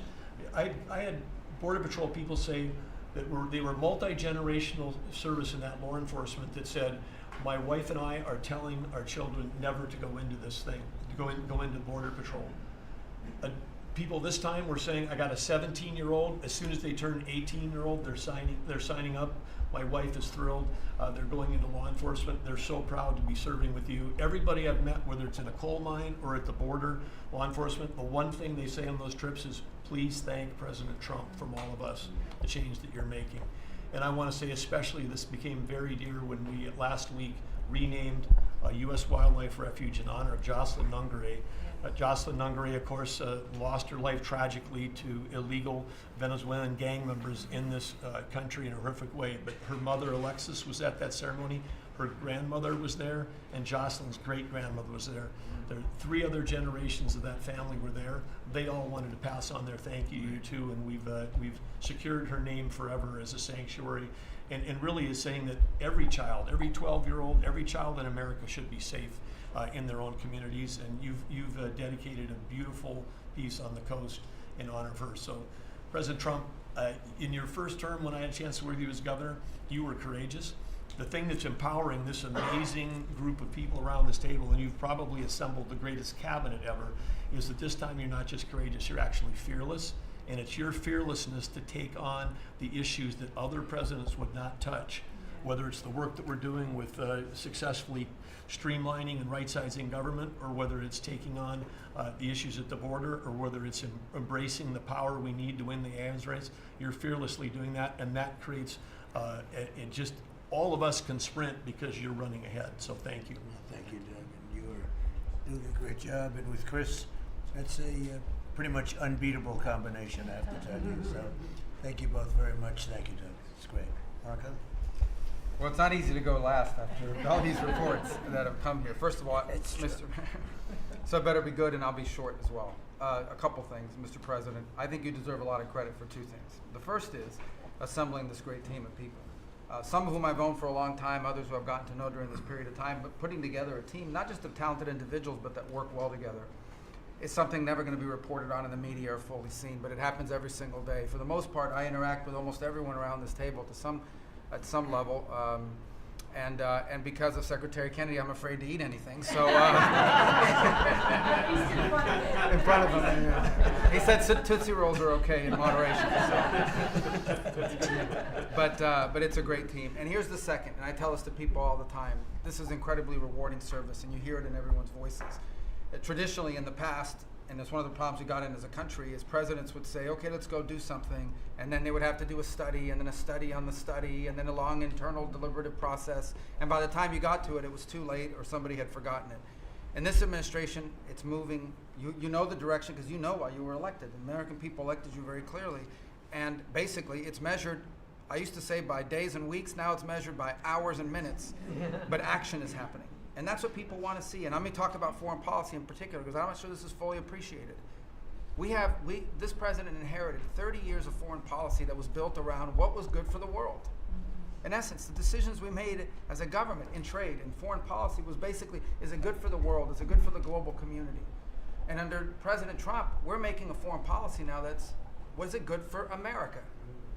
I was appointed by you and confirmed by the Senate to be the head of the United States Department of State. Not the World Department of State, not the Global Department of State, the United States Department of State. And what that means is our foreign policy is guided by 3 things. Does it make America stronger? Does it make America safer? And does it make America richer?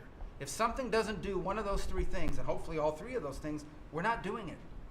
Now, we went out and hired a consulting firm to help us organize ourselves. Luckily, they were free. They're called the Department of Government Efficiency. And they helped us do a couple things. Number 1 is our foreign aid. We were funding some crazy stuff. Crazy stuff. You tell me, how does a puppet show in some country around the world make us stronger, safer, and more prosperous? So we got rid of puppet shows and a bunch of other things. I'm sure there are very good puppet shows. And I'm sure that a bunch of charities in the world can go pay for it, but the American taxpayer should not. We've also, by the way, Mr. President, under your direction, reorganized the Department of State. We had offices within offices within offices that didn't even know they existed themselves, not to mention the rest of it. And so we've begun to reorganize that as a way to be able to empower our embassies and our ambassadors and our regional bureaus to do what many of them signed up to do. And we have a great team of ambassadors you've appointed. They're coming online every single day. Very talented people that are involved. Something else we got out of the business of, well, it wasn't widely reported, or maybe it was. We had an office in the Department of State whose job it was to censor Americans. And by the way, I'm not going to say who it is. I'll leave it up to them. There's at least one person at this table today who had a dossier in that building of social media posts to identify them as purveyors of disinformation. We have these dossiers. We are going to be turning those over to these individuals. We can follow up on the media. Well, we are going to turn over these dossiers to the individuals, and they'll decide whether they want to disclose it or not. But just think about the Department of State of the United States had set up an office to monitor the social media posts and commentary of American citizens to identify them as vectors of disinformation, when we know that the best way to combat disinformation is freedom of speech and transparency. And so that's what we're going to be in the business of doing. We're not going to have an office that does that. Beyond that, Mr. President, and this I'll move quickly because this has been a team effort, we have gone to countries all over the world and said, hey, you want good relations with the United States, you need to take back your people that are here illegally. And we've had historic cooperation. Beyond that, and I say this unapologetically, we are actively searching for other countries to take people from third countries. So we are actively, not just El Salvador, we are working with other countries to say, we want to send you some of the most despicable human beings to your countries. Will you do that as a favor to us? And the further away from America, the better, so they can't come back across the border. I'm not apologetic about it. We are doing that. The president was elected to keep America safe and to get rid of a bunch of perverts and pedophiles and child rapists out of our country. Here's something else we've done. We stopped giving student visas to people who are coming here to burn down our universities and take over libraries and harass people. Why are we giving student visas to people who are coming here to create disruption? And we've taken away the student visas of people that are come here to do that. It's simple. If you're coming to America to start riots, we're not going to give you, we're going to take away your student visa. And by the way, every country in the world that I've traveled, 14 countries in 14 weeks, you know what they all say to me? Yes, that's what we would do too. So the only people who seem to disagree with us are a handful of federal judges and a bunch of crazy people who get paid to write and report. So anyway, we're getting rid of that. Now here's some good news.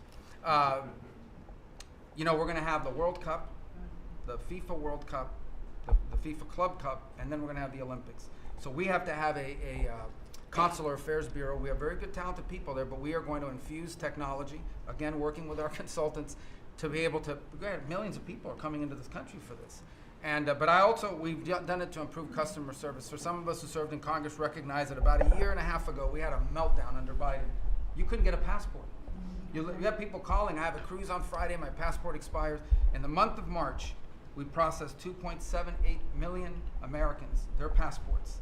That is the historic, it's the largest single month processing of passports ever, and we think it's a good way to build the momentum to be able to do the visas. Two last points I want to make. We have a great team that you've built. I want to especially acknowledge Steve Woodcock. This is a person that doesn't have to be doing what he's doing. He has a very good life in Miami, my hometown as well. He has worked incredibly hard, has done it without any agenda, and we need to acknowledge him. I want to acknowledge Mr. Boulos as well, who did something really great last week. They told us this war between the Democratic Republic of Congo and Rwanda is intractable. It can never happen. It will never happen. I sent Mr. Boulos, your envoy. A week later, I look on my schedule, the signing of a declaration of peace between the Democratic Republic of Congo and Rwanda. We signed it at the State Department last week. We hope it will lead now to a lasting, permanent peace that we hope to invite them back to Washington to sign. So two great, and we have a lot of good people working on our teams as well, but these are two great people. Mike Waltz alluded to this earlier, and this is the last point. In the first 100 days of the 47th presidency, 47 wrongfully detained Americans have been returned to the United States, thanks to your leadership and the diplomacy that was exercised to make that happen. 47 for the 47th president in the first 100 days, and that's all credit to you, Mr. President. Thank you for the honor to be able to serve alongside you, for you, and alongside all these excellent people. No, thank you very much, Marco. Really great job. So, you know, I've been involved in a lot of groups of people over the years, good groups, bad groups, all types of groups. But I have been involved in some incredible groups, but I've never been more proud and impressed, frankly. Impressed is maybe even more important but I've never been more proud or impressed than I am with this group. This is an amazing group of people, and I hope some of those television cameras were blazing and it was on so people could watch this because, frankly, you know, no matter who you are, no matter where you come from, this is an impressive group of people. I sat around being somewhat competitive. I said, well, let's see, who did the best job, who did the worst job? And I determined that everybody is like the same, and there was no worst job. Everybody was outstanding. Everybody did a job. You couldn't pick a winner. The only thing you can say is nobody did a bad job or even a fair job. You're outstanding, and so I want to just congratulate you all. This is really something. And you know, we have a job to do. We've done a lot of work in this 100 days. We've established things that are going to start taking place in the next 100 days. I want to see what it's going to be like. I think we're going to have to do this in 100 days, Susie, and we're going to see some very big results from the things that we've done. But I just want to thank everybody. This is really very impressive, and I hope the people at home got to see some of it. Nobody's ever done public cabinet meetings. They were quiet for a reason, because they weren't impressive. And especially in the last administration, they were not impressive. But I just want to say that we're very proud of you, and I am in particular. And thank you all very much. Great job, and I think we're going to have some tremendous success for our country. And I don't know, it doesn't seem like a time to be asking questions. That was so impressive, that to be taking questions, why did you do this? Why did you do that? Yeah, it just doesn't seem to be appropriate. I guess we probably have to take a couple because that was the purpose. But if you'd like to ask some, I think they should be very respectful questions at this point. This was an amazing meeting. And so if you'd like to ask a couple, if you'd like to pinpoint them to some of the secretaries, et cetera, would be fine. Yes. Secretary Rubio, can I ask you a question? You brought up El Salvador in your remarks. Have you been in touch with El Salvador about returning Abrego Garcia as a formal request from this administration should be? Well, I would never tell you that. And you know who else I'll never tell? A judge. Because the conduct of our foreign policy belongs to the President of the United States and the executive branch, not some judge. So we will conduct foreign policy appropriately if we need to. But I'll never discuss it. And no one will ever make us discuss it because that's how foreign policy works. Mr. President, yesterday you told ABC News, Mr. President, you told ABC News yesterday that you could get Abrego Garcia back if you wanted to. Do you think President Bukele would turn you down if you made that request? I really don't know. I know that he's been a great friend of our country. He's gotten a lot less money than this would take from us if we were going to build these jails and do what he's doing. And they run a very professional operation. I don't know. I haven't spoken to him. I really leave that to the lawyers, and I take my advice from Pam and everybody that is very much involved. They know the laws, and we follow the laws exactly. Mr. President. Yeah, please. Transition, sir. You frequently took credit for the stock market highs. You said it was a reflection of how well you were doing. We're also launching what is the largest. The stock market highs were a reflection of how well the transition's going and the American people's confidence in your incoming administration. Now, the stock market's not doing so well, and you're saying that's the Biden stock market, yet you are the president. Can you explain that? Yeah, I'm not taking credit or discredit for the stock market. I'm just saying that we inherited a mess, both at the borders. You could look at every single one of the people here, and no matter who it is, they're doing better, and they are far superior to what took place for 4 years before us. When you look at prisoners being allowed to come into our country at will, just at will, people from mental institutions, gang members, drug dealers, when you look at that, what they've done to our country, and also having to do with finance, look at what happened with inflation. We had the worst inflation probably in the history of our country. They say 48 years, but I would say in the history of our country, it ate away at people. And even though you saw a stock market going up somewhat, because in my case, I had the biggest stock market increase, 88% in the last term, in my last term. But I don't view the stock market as the end all. It's an indicator. But what the stock market really tells you, and when you look at the stock market in this case, is it says how bad a situation we inherited. This was a quarter that we looked at today, and we took all of us together. We came in on January 20th. So this is Biden. And you could even say the next quarter is sort of Biden, because it doesn't just happen on a daily or an hourly basis. But we're turning it around. It's a big ship to turn around, and we're going to have the greatest country financially in the history of the world, I believe. I think we're going to do things that, and we had to do it. We reset the table. Every single country, with just about, without exception. I'd have to really think hard for who hasn't taken advantage. And I don't even blame those countries. I blame the person that was sitting right here where I am for allowing it to happen, where our country was ripped off on trade, hundreds of billions of dollars. And now we're doing better than we've done in a long time. You know, we were losing $4 to $5 to even $6 billion a day on trade with Biden. And now we have it down to a very manageable number, and the tariffs, for the most part, haven't even kicked in yet. So that's the way. Stock markets, to me, are an indication, but the big indication is what's happening, and the people around the table know what's happening. The You said that deal during- is set to be signed in 24 hours or What? so. Say it. Is it true that the Ukraine minerals deal is about to be signed in the next 24 hours or so? There's some reports saying that. And if it's true, has the deal changed at all from the last time we've heard about it? Well, I'll ask Scott to answer the question because he's responsible for it. Yeah, our side's ready to sign. Ukrainians decided last night to make some last-minute changes. We're sure that they will reconsider that, and we are ready to sign this afternoon if they are. Can you talk about those last minute changes? What was removed or put in its place? Nothing's been removed. It's the same agreement that we agreed to on the weekend. No changes on our side. Just to put that in perspective, though, when I came here, I said, how much money have we given to Ukraine? The real number is about $350 billion. It's unthinkable. And we had no security, we had no nothing. We were just pouring money there, unsecured money, putting it in banks, and anybody could have taken it out. You know, anybody over there, it was their decision. I've never seen anything like it. Europe, on the other hand, which is obviously that whole situation is much more important to Europe because we have an ocean in between. But Europe gave about $100 billion. It's a lot of money. It's a big sacrifice they made also. But they gave much less than we did. And their money is secured, totally secured, by deposits in banks. The deposits are largely Russian deposits. That's what Europe did, but their money is secured. So they gave $100 billion totally secured. We gave money like it's throwing it out the window. And it was done by Biden, and this is Biden's war.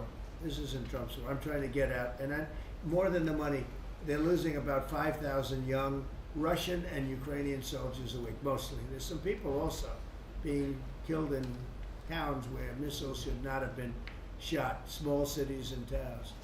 But we are trying to save the lives of about 5,000 young, mostly soldiers, that are losing their lives a week. I see satellite photos, probably off one of his satellites, come to think of it. But I see satellite photos every week of fields with arms and heads and legs scattered all over. It's a violent, violent, horrible situation. And more important than the money, I want to save the lives of people from other countries that are dying so stupidly, so needlessly, and they're dying. But I said, what are we doing? How did we get into this war? It would have never happened if I were president. Everybody knows, and it didn't happen for 4 years. Wasn't even thought of. I discussed it with President Putin a lot. Ukraine was the apple of his eye, but there was no way he was going to do anything. Zero chance. And I said, you know, we feel foolish. The Europeans are putting up money. It's totally secure. They get the money back. We're putting up much more money. We have absolutely nothing. And I didn't want to make a complicated deal. I didn't want to make a deal that couldn't be made because Ukraine doesn't have very much money. They're going through a very bad period of time. It's been brutal. But I felt very foolish being in charge. So I said, well, we want something for our efforts beyond what you would think would be acceptable. And we said rare earth. They have very good rare earth. As you know, we're looking for rare earth all the time. Rare earth is called rare for a reason. And they have a lot. And we made a deal where our money is secure, where we can start digging and doing what we have to do. it's also good for them because you'll have an American presence at the site, Chris. And the American presence will, I think, keep a lot of bad actors out of the country, or certainly out of the area where we're doing the digging. So we made a deal, and I assume they're going to honor the deal. I put Scott in charge, and Scott's done it beautifully, but we haven't really seen the fruits of that deal yet. I suspect we will. Mr. President, sir, you had progress. You had set a 90-day deadline through an executive order for Secretary Hegseth and known to review whether to recommend to you whether to invoke the Insurrection Act to send troops to the southern border. Is that something you're still considering? Well, I'm talking to them, and it's not hard and fast, but I'm talking to them, and I will tell you that the border is the most secure it's ever been. We have never had anything like it. And when you said, Christy, before, it's 99.999, and I guess that means one person maybe, or two people. It's actually turned out to be 3 people came across the border versus hundreds of thousands of people under Biden. And we're talking about people coming. Look, people, they have souls, they have hearts, many of them are good, but we have a country that's under siege. We have a country that really is I think it's under attack. In many ways worse than under attack, because there are no uniforms. You don't know who the attacker is, so you really don't. It's not like you're fighting an army. You're fighting people, you don't even know who they are. But 11,888 murderers, many of them murdered far more than one person, are roaming. Now, some of them have already been caught. A lot of them have already been caught and taken out. But we're being impeded by judges from doing our job. And hopefully that situation's going to be solved, because I think nobody wants to have murderers and people from jail, and I mean for serious, serious crime. I remember the Biden people used to say, no, these are aliens that came into our country and they don't commit crime. I said, they don't commit crime, they commit worse crime. They make our criminals. Some of these people that they've allowed in through open border policies, the dumbest thing I've ever seen. You can look at some of these people and you say, this is not going to end well. But the people that they've allowed into our country are making our criminals look like the nicest people on earth. I will tell you, these are serious criminals. These are violent criminals. These are people that would kill you and wouldn't lose an ounce of sleep, and they wake up the next morning and they don't even remember it. This is a rough, tough group of people, and we've got to get them out of our country. And the law says, I believe, I hope, and I think Pam will be very successful in proving it, but we've run into, I would call them rogue judges. Somebody could criticize me for that. These are rogue judges. These are radical left, generally radical left, horrible judges. And we didn't lose all of these people. You know, we've lost a lot of people to death and to rape, all sorts of crimes committed by the people that poured into our country. And they came in totally unimpeded. Just come on in. And you see it every night. You'd see thousands and tens of thousands of people pouring into our country. We have no idea who they are. And to this day, we're looking for people. We have no idea. We hear that we have terrorists in our country that are so bad, they couldn't stay in any other country, but we're getting them out. And the group between Pete and Christy and Tom Homan and everybody working together, the people that you would least suspect are reporting them, getting it, and the public is reporting them. The public is seeing.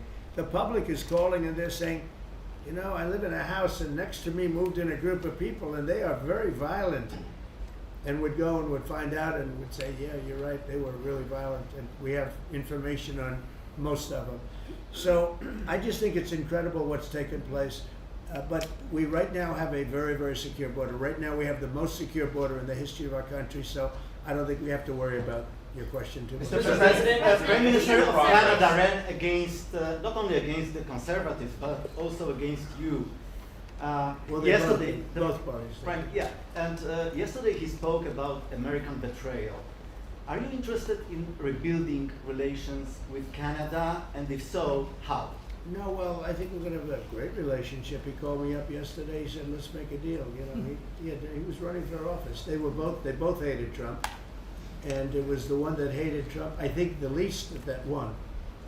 I actually think the conservative hated me much more than the so-called liberal. He's a pretty liberal guy. Why do you think But no, I spoke to him yesterday. Couldn't have been nicer. And I congratulated him. You know, it was a very mixed signal because it's almost even, which makes it very complicated for the country. It's a pretty tight race. But he's a very nice gentleman, and he's going to come to the White House very shortly, within the next week or less. Mr. President, when will you speak to President Xi of China? When will you That'll speak to happen. him? I mean, look, right now, and I told you before, they're having tremendous difficulty because their factories are not doing business. They made $1 trillion with Biden, $1 trillion, even $1.1 trillion with Biden selling us stuff. Much of it we don't need. You know, somebody said, oh, the shelves are going to be open. Well, maybe the children will have $2 instead of $30, you know? And maybe the $2 will cost a couple of bucks more than they would normally. But we're not talking about something that we have to go out of our way. They have ships that are loaded up with stuff, much of which, not all of it, but much of which we don't need. And we have to make a fair deal. We've been ripped off by every country in the world, but China, I would say, is the leading one, the leading candidate for the chief ripper offer. There has never been a country that's been ripped off more than the United States of America under some of the dumbest leadership, and it usually starts with the president. And you can go back, and I'm not just talking about Biden. It's been the worst. I mean, the trade deficits and everything else, he's been the worst. But he had no idea what he was doing, and I think somebody ought to look at the auto pen to find out who was really running this country, because it wasn't Biden. Because nobody could agree to what he agreed to. Mr. President, what's your message for the girl who doesn't He get put our the dog? country at risk, at tremendous risk, and fiscal risk, financial risk. So I think we have it very much. I really believe that the next 100 days is going to be even better than this. Look, I read an editorial yesterday from a group that normally wouldn't write a good, that this is the most consequential presidency in history, in the history of our country. This is not a particular group that would write that kind of an editorial, but they see what we're doing and what we had to do. And I believe if this group, not just me, if this group wasn't here, I think our country was going to be in, if it was lucky, just serious trouble, but a lot worse than that. I think our country could have been a total disaster. Bad things were happening with our country, and we've stemmed the tide, we've turned it around, but we're going to really turn it around over the next 3 years, 3.5 years, we're going to turn it around, and then hopefully it'll be in such great shape. That's my goal, to put it in such great condition that it can't be destroyed. Do you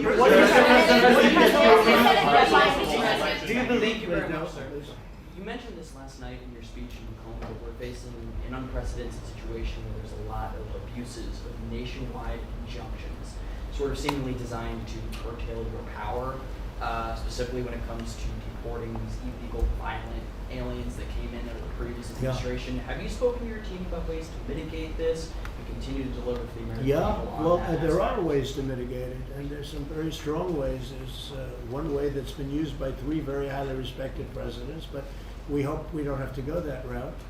But there is one way that has been used very successfully by 3 presidents, all highly respected, and hopefully we don't have to go that way. But there are ways of mitigating that. I want to thank you all very much. I thought this was an incredible cabinet meeting. I think there's probably has never been a cabinet meeting like this.